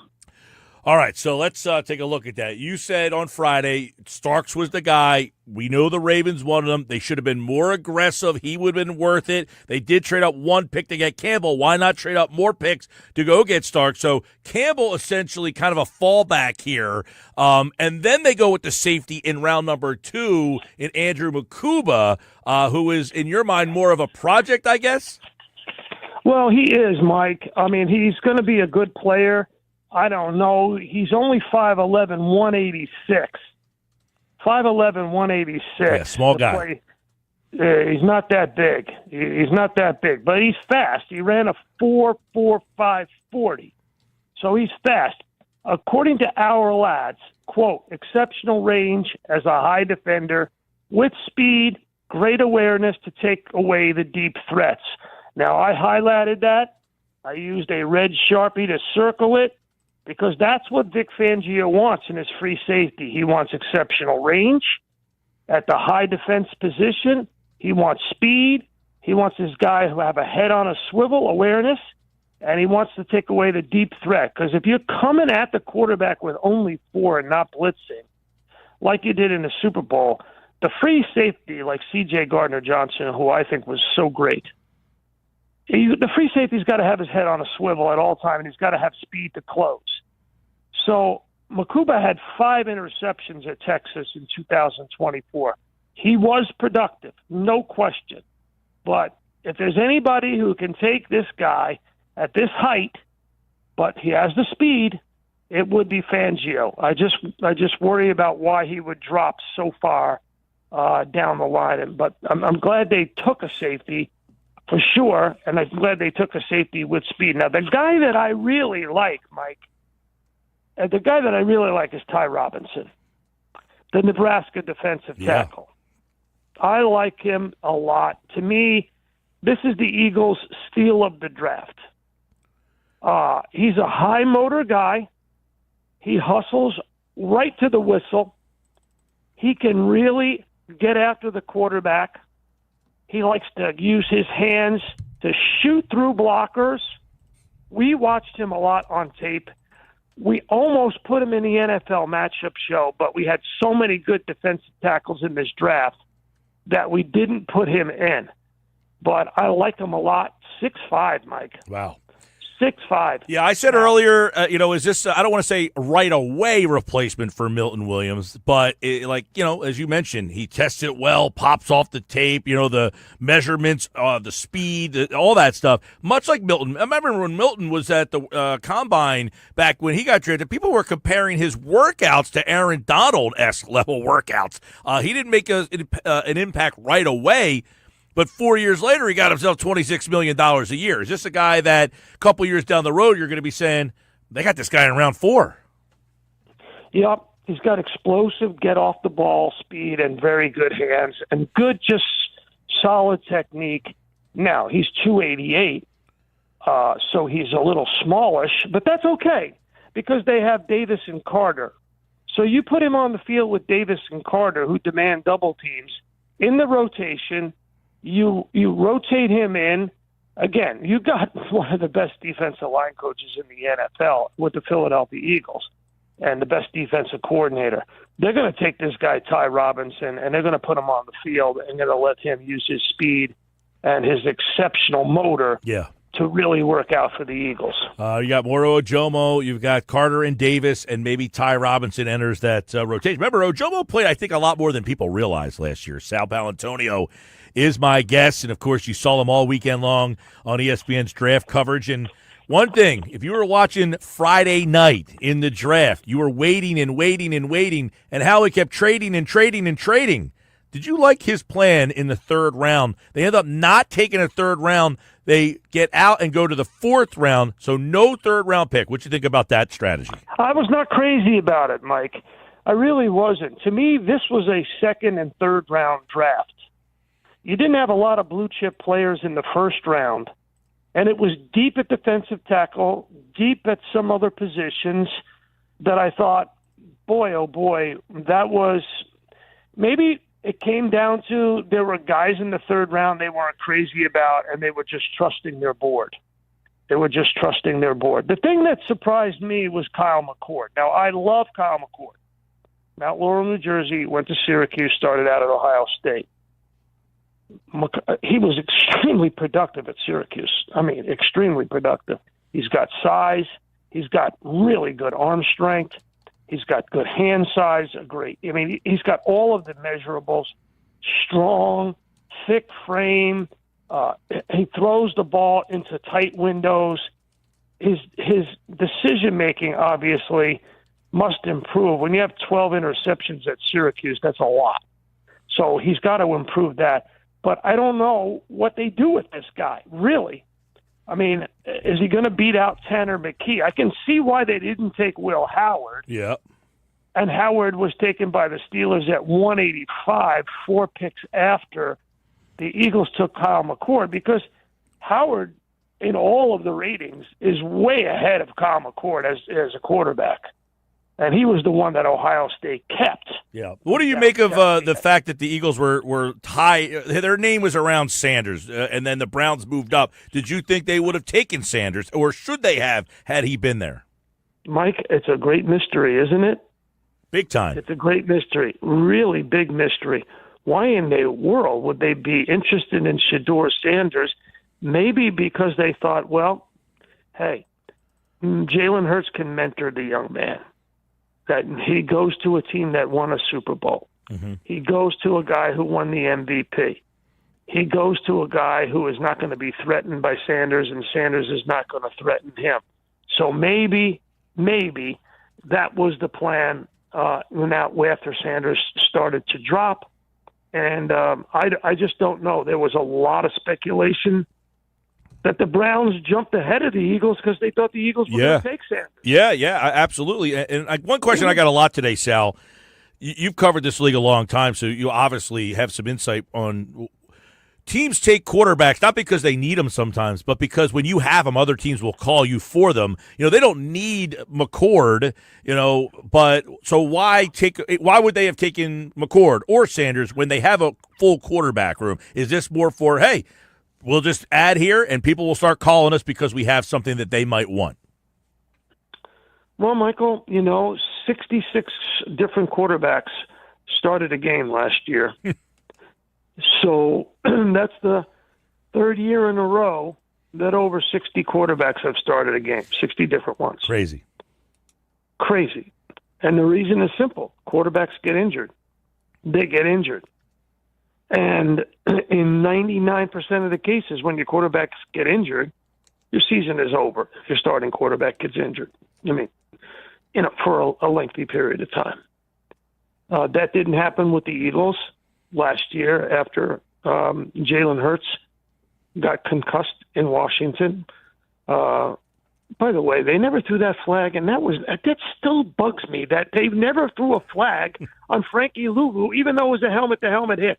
I would invite anybody to look at the video of that hit and tell me it wasn't helmet-to-helmet. Michael, you're on board with this, aren't you? The Washington game, absolutely. Michael, come on. Why was not that flagged, and then why didn't Frankie Louvu get a fine for that? Anyway, I digress. And then, by the way, Louvu was the guy in the playoff game that was. Annoys me. Michael. Yeah, Louvu was also the guy in the playoff game jumping over the center. That whole charade happened. Yeah, well, I like Frankie Louvu. I mean, I like his aggressiveness. I want him on my team, but he should have got a penalty. Agreed. He should have. Yeah. Yeah, but anyways, 99% of the time, Michael, if you lose your starting quarterback for any length of time, your season is over. Absolutely. So it's really, really important to have a good backup quarterback who can win a game or two. Right now you look at the quarterback room, which of these quarterbacks can win a game or two for you, really? Right. I was going to say, do you think that they're comfortable, they have to be, right, with Tanner McKee as the backup here? That's what their plan is? The Mormon Missile? He's a big dude. I was at the Giant game. I was at the Giant game last year, so I saw him at his best. I remember that. The Mormon Missile put on a show, put on some pyrotechnics. He did. Listen, I like him, but how many games in the middle of the season is he going to win? God forbid that he needs to come in. Mm-hmm. So, I mean, I'm all for developing quarterbacks and the quarterback factory and all that. That's all good, happy talk. That's kabuki theater. if your quarterback doesn't get injured.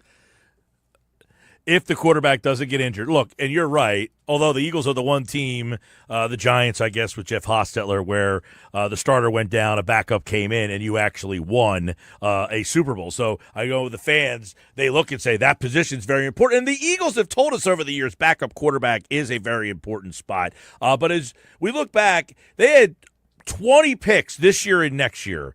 Should they have been more aggressive to get more talent with all those picks? Because you're not taking 20 players. I believe so.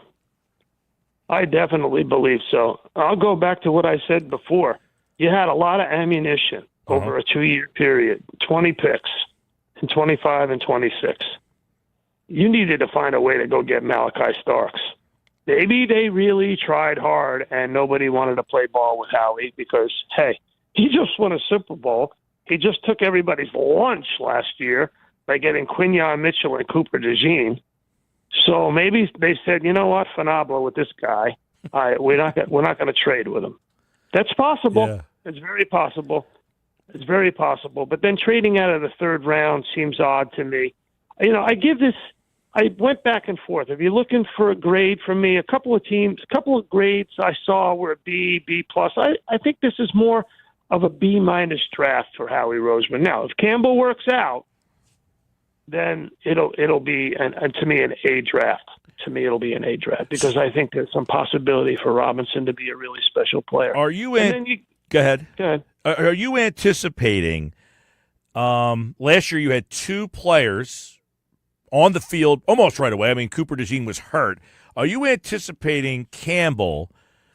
I'm trying to wonder, like, Nolan Smith's rookie year, he was drafted 30th. He barely played at all, had no impact. Does Campbell, in your mind, have a bigger impact than Nolan did as a rookie? They're drafted one spot apart. Super hard to know that.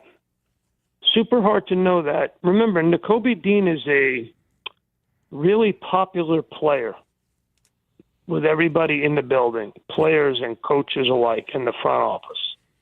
He's coming back from his injury. He's going to want to get on the field.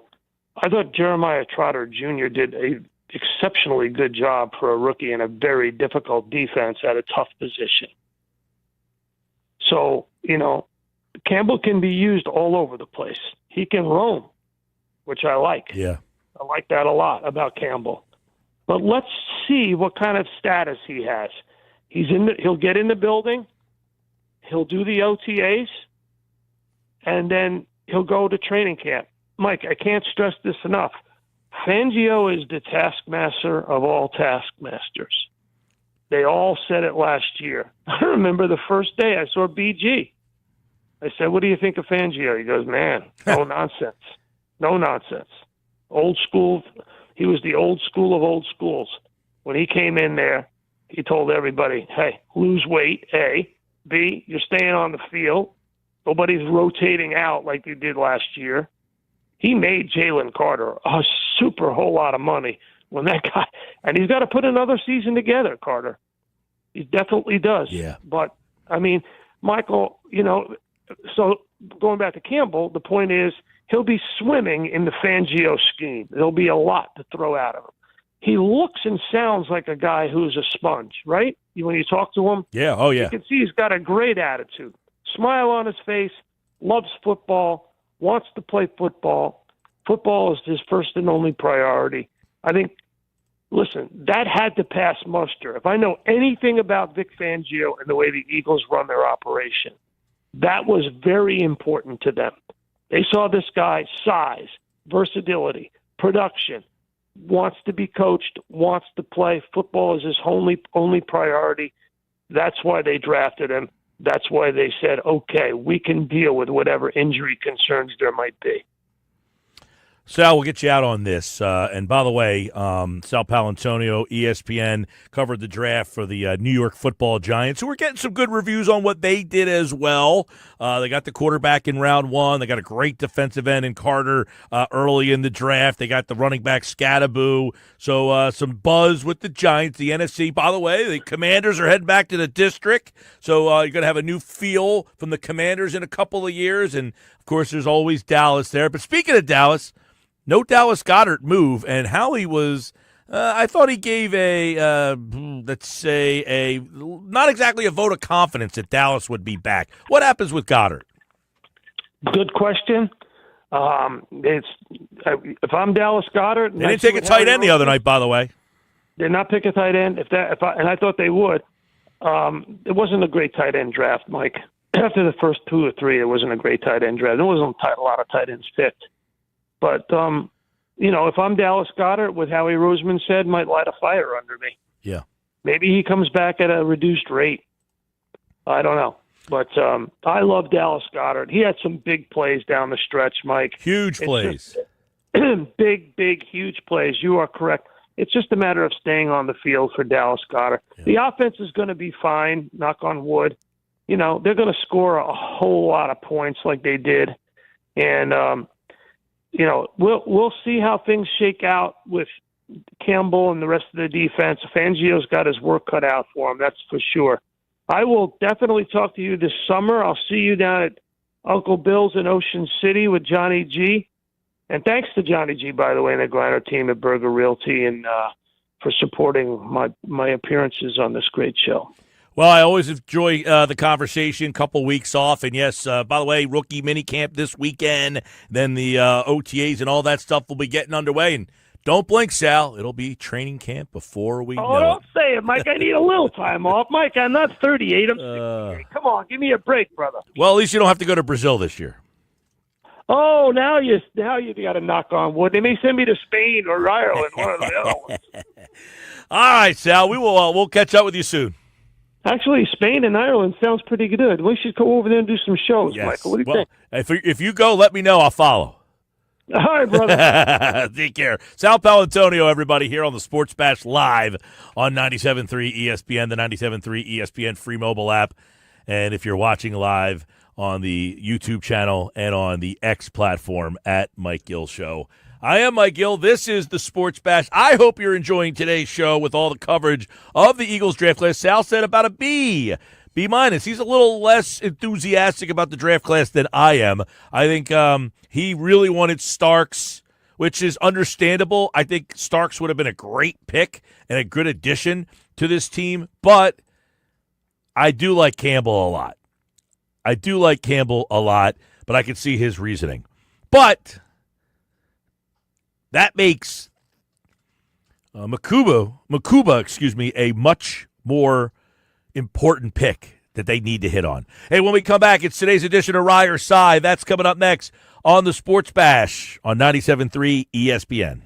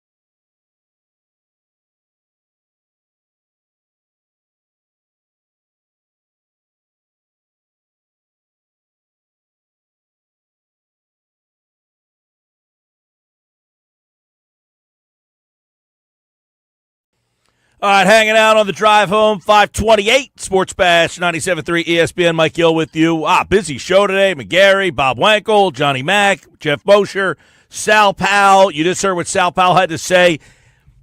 And now it's time for today's edition of Ryer's Side. Now, Sal Powell kind of sighed on the Eagles draft. It wasn't a hard sigh, but it was a sigh. It was a B minus C. He thought the Eagles should have been more aggressive.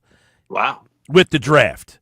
Let's have today's edition of Ryer's Side. He sighed a little bit at the draft. I'm interested to see what everybody out there thinks. Give us a text, 609-403-0973. Hit us up on the text board with your reaction to the Eagles draft. I liked it. I liked it more than Sal did. He gave his reasons, and I could see some of his reasons, but I'm not sighing so much on the draft there. I liked what the Eagles did for a couple of reasons, not just because – hey, they got this player from South Jersey. I don't care where the guy lives. Can you play football? I think Campbell, now, there was a tweet that John McMullen just sent out that is a little bit concerning, I think, if you look at what it says. And this is from Albert Breer, who said one of the reasons, by the way, Ryan Rothstein's with me, concerning note around Campbell. Howie Roseman's first-round pick this year is a little like 2 years ago with Jalen Carter. In both cases, there was a reason why the guy was available. With Carter, it was checkered off-field history that Philly felt well qualified to manage. With Campbell, it's his shoulders and knees. Yes, plural, on both counts. Again, this is one where the Eagles are more equipped to take the risk than others because they don't need the pick to hit. So he's essentially saying, hey, there is a major, I don't say major, but there is a big-time injury risk here. That's why the Eagles were able to get this player. Yeah, what's happening in MG, and I did see that. A lot of different reports were insinuating, or not insinuating, just reporting that that's a big reason or the reason why he fell, Campbell, as far as he did. But, boom, you just hit the nail on the head. I agree with you. That's why the Eagles are in the position they're in. They have the ability to take a flyer, to take a chance on someone like that. He's a top 10 type of talent who fell, and you just hope now he's a young kid. He's able to bounce back from those injuries. So it's a home run pick. I think that's a risk. That's a risky, big swing type of a pick. I know you said Sal Powell sort of sighed, a minor sigh. I don't know what else they could have done. I don't know how crazy he wanted them to get, MG.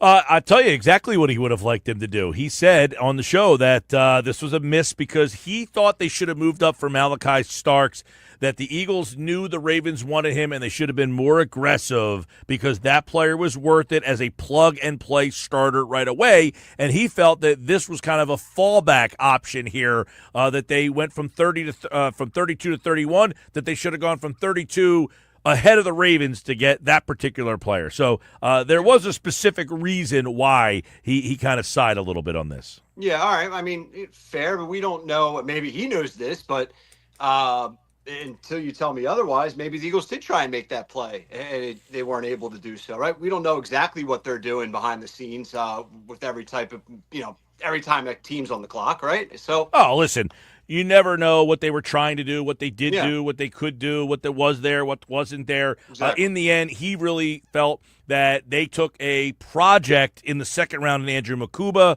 instead of getting a guy who's a plug-and-play player. Because now, Makuba, he battles for the starting job with the other guys, Sidney Brown, Tristan McCollum. Is he better than those guys? We'll find out in training camp, whereas he believed that Starks would have been clearly the best option.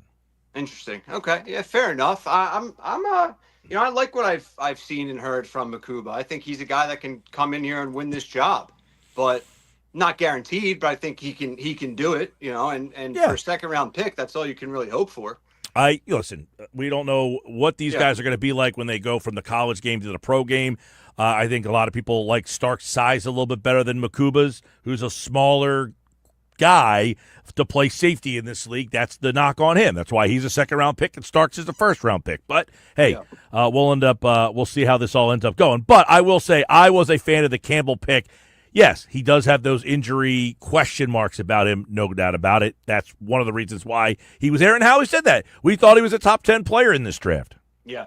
Before we transition to some fills, I did hear you ask Sal Powell a question that was on our list of to do here for Rye or Cy. So we'll just carry this over for a minute or two before we transition. But no tight end drafted from Howie Roseman and the crew in the draft.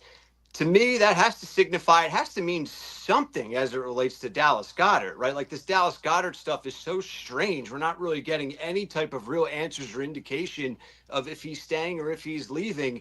I have to point to no tight end being drafted as a signal and a sign that Goddard's going to be around, right? You would think that's a sign, but the way that Howie approach it was not a vote of confidence. He's on the team for now. I mean, like, wow, geez, thanks a lot there, pal. It didn't make me feel like it, but hey, stranger things have happened. We talked about this earlier. A couple of years ago, Darius Slay, there was he's gone, and then he was back. So this has happened before.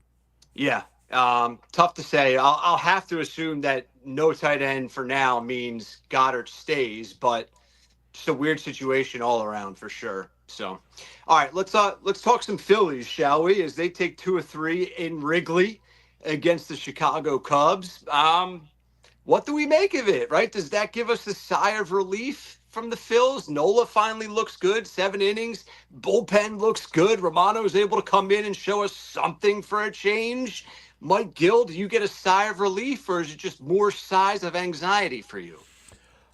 Listen, it's April. They're 15-13. In 2008, they were 15-13. In 1980, they were 15-13. In 2022, they were 15-13. They are 15-13 again. Their offense this year is about exactly the same across the board in batting average, on-base percentage, slugging percentage, home runs, you name it. Across the board for the month of April, they are about exactly the same as last year's team offensively. I can't get a feel on any team in April. I remember last year, the Phillies were like, maybe it was 2 years ago, when the Phillies were like 6 games out of the wild card, and one of the teams that were in the wild card at this stage of the season was the Pittsburgh Pirates. Well, the Phillies made the wild cards, and the Pirates were one of the worst teams in the league. After April, things change a lot. Why? It starts to heat up. The ball carries more. Pitchers, more innings on their arm. They're wearing down as the season goes on. Now, you would say, well, the Phillies pitching's not giving me any reason, at least the bullpen, on why I think they're going to have to fix that. But I'm not looking at April and saying I've changed my outlook on this team. I still think exactly what I thought before. I thought they would be about a 95-win team because of their pitching. I would probably think they're more in the 90-win range now. That's something. I mean, you started out that rant, implying that it's nothing. But, to move them from 95 to 90, that's something. That's the difference between a playoff team or not. Could possible. And my point, and I was going to bring that up, the problem is 90 wins might not get you in. In years past, 85 wins got you in. 90 wins you might be cutting it close. So I do feel like that is, unless they improve this bullpen. Now, if you wait to the trade deadline to improve the bullpen, that might be waiting too long. You might have to pull the plug on this bullpen quicker than you wanted to and find somebody else. I agree with that, but also it's not 100% up to Dombrowski and the Phillies with that, right? Like you need someone to play ball with, so to speak. So you're right about that, but they talked about it last night during the Sunday Night Baseball broadcast about like, why do teams wait? Like if you have a deficiency, why do you have to wait until there's a deadline? Hey, I'm not that good here. I need to get better. Let me get better now as opposed to getting better at the deadline. Like, why do teams have to have this deadline looming over them to finally say, hey, I don't have a good bullpen. I can fix my bullpen, but I'm going to wait to fix it until then. That's like waiting to fix a hole in your roof. And then one night it rains and it rains and leaks all over. You're like, I should have fixed that in April, but I waited until June. Yeah, I was going to say it's like me and you at West Virginia waiting until the night before to go to the campus library to bang out a paper. It's like, you had 2 weeks to do it, bro. You waited to the last minute. I don't know. It is strange. Well, the fact that you were in the campus library is one up on me because I don't know that I ever saw the inside of the campus library at WVU. I had to. I mean, my house was always loud and doing something, so that was my only hope. But yeah, I did see the library more than you would think, believe it or not. Good for you. Yeah, man. I'm a scholar here. I'm a scholar. Any signs? Listen, Romano, I mean, you mentioned it early. It's April. That's just the reality of baseball, right? Like maybe we still need to improve the bullpen. That's an obvious, right? We need more arms, but maybe the guys that we have can get better too. They can maybe turn this thing around. There's a lot of season left. Yeah, listen, Jordan Romano was a guy when they signed him. I did like the deal. I loved him in Toronto. He was hurt all of last year for the most part. I think he pitched in like 10, 15 games last year, whatever it was. Last year he pitched in 15 games. See, I was right on the money. 10, 15. He pitched in 15 games last year. I like the signing as a flyer, not as, hey, you're my guy. Do I think he can get better? Yeah, if he's the guy that was last night. The problem is I saw him pitch a really good, clean inning about a week and a half ago where he looked like he was on and his fastball was, he's throwing 97 last night. His slider last night was biting. Look good. It looked really good, but can he give me that consistently? I don't know if that's the case. I don't want put it this way.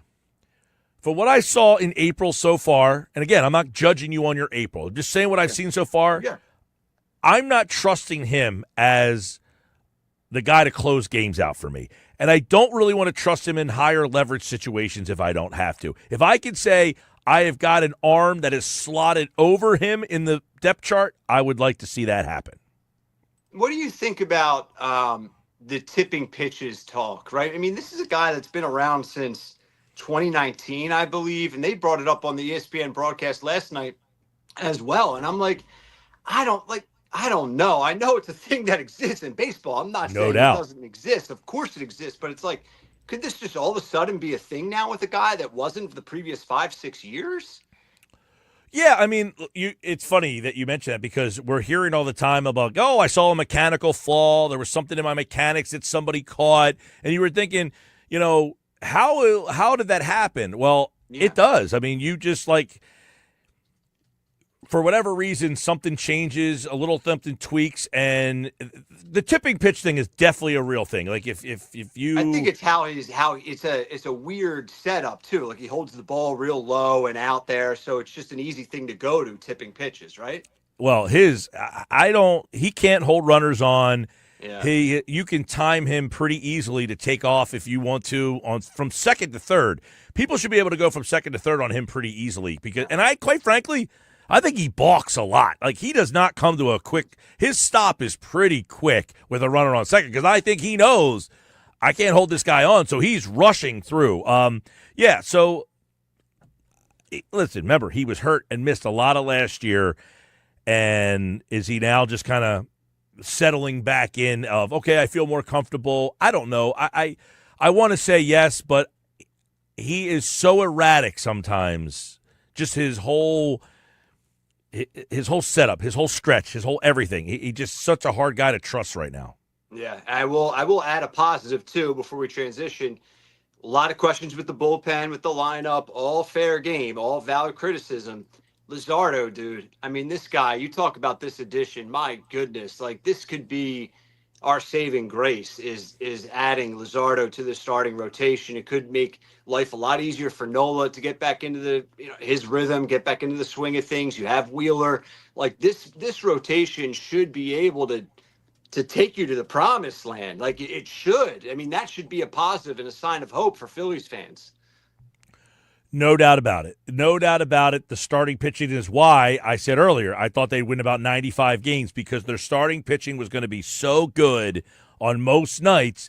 They will have the better starting pitcher on the mound, and just by that, you should win 4 out of 6, 7 out of 10.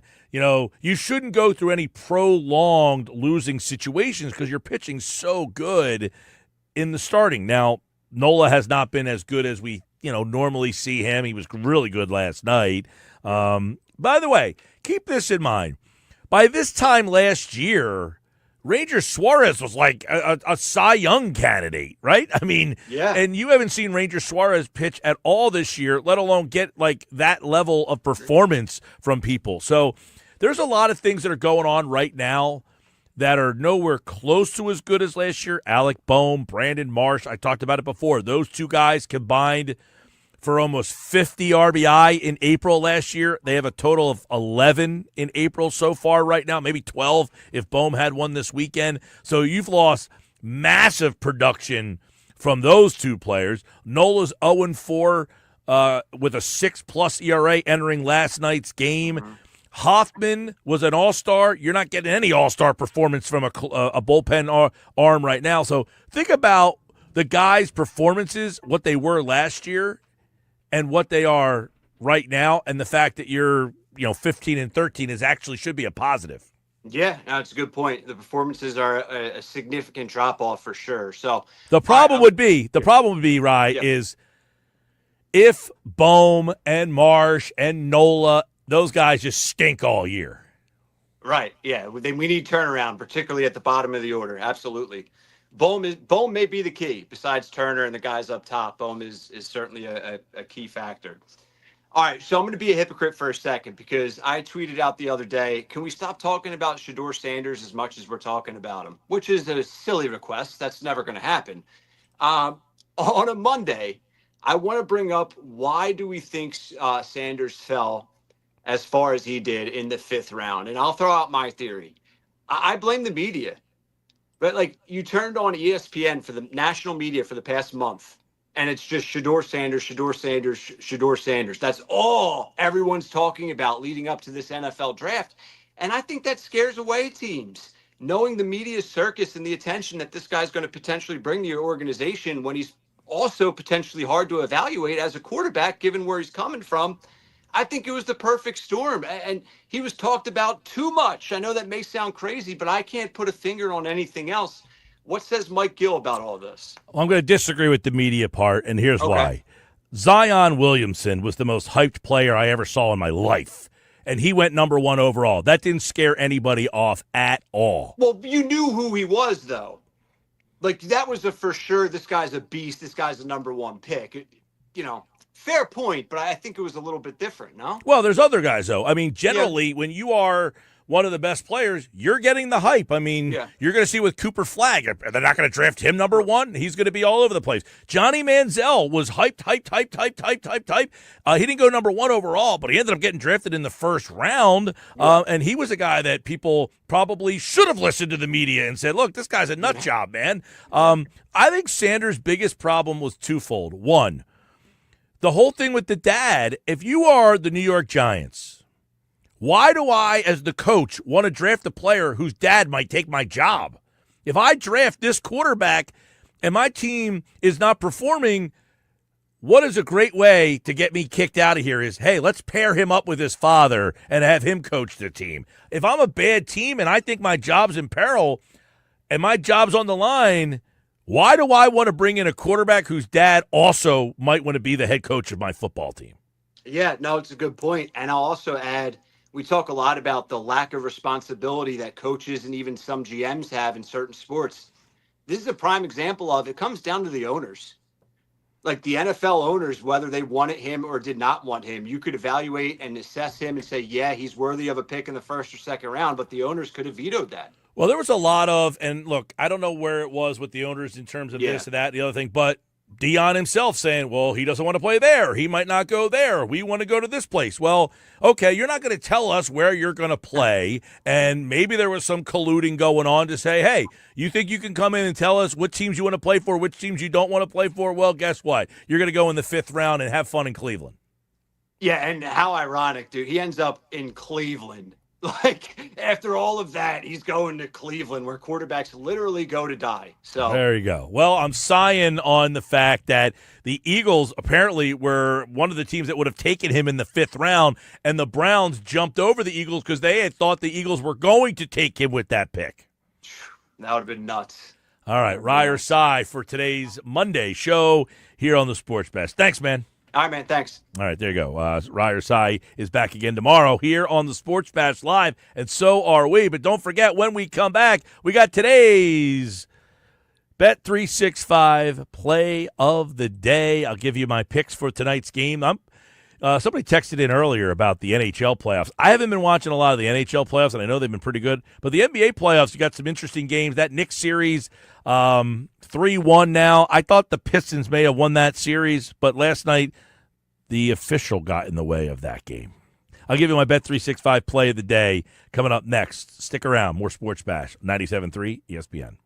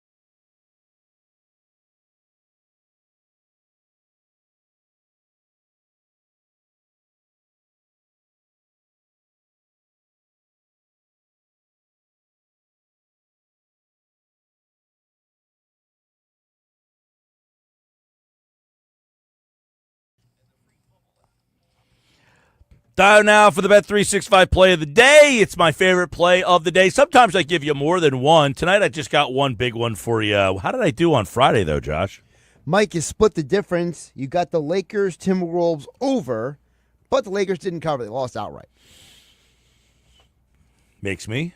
You're 157, 102, and 1. 157 wins, 102 losses, 1 tie. That's a push in the betting world. I got the Warriors Houston under 203.5 tonight. No Jimmy Butler. Those Houston Warriors games have been kind of grimy. So I'm going to take the under, even though it's really low, 203.5. See an ugly game tonight. That is my Bet365 play of the day. No Phils tonight. What am I watching? Oh, I've been watching Dope Thieves. What platform is that on? Apple TV Plus. Dope Thieves. Is it? How is it? Pretty good. It's it's based in Philly. They're like, the show starts out. These two guys are like fake DEA agents. This is like their whole thing. And they get tied up in something, and it just goes out of control. Yeah, it gets on a wild goose chase, but sounds fun. It's keeping my interest. Dope Thieves on Apple TV Plus. Maybe I'll watch that. Did you watch You on Netflix? I have not seen that. It's the 4th season just came out, so that just came out I think on Friday maybe. So we might start to get back into You, the 4th season. This is the 4th and final season of You for the people who watch You. That's back. There's one other one that I think we've been kind of watching or waiting to come back or something. Maybe we'll get into that tonight. We'll see. Hope everybody has a great night. No Phils tonight. We'll be back tomorrow with a busy show. Frank Close has his Phillies mailbag tomorrow. Adam Kaplan will recap the draft. And, of course, you out there. Have a great night, everybody.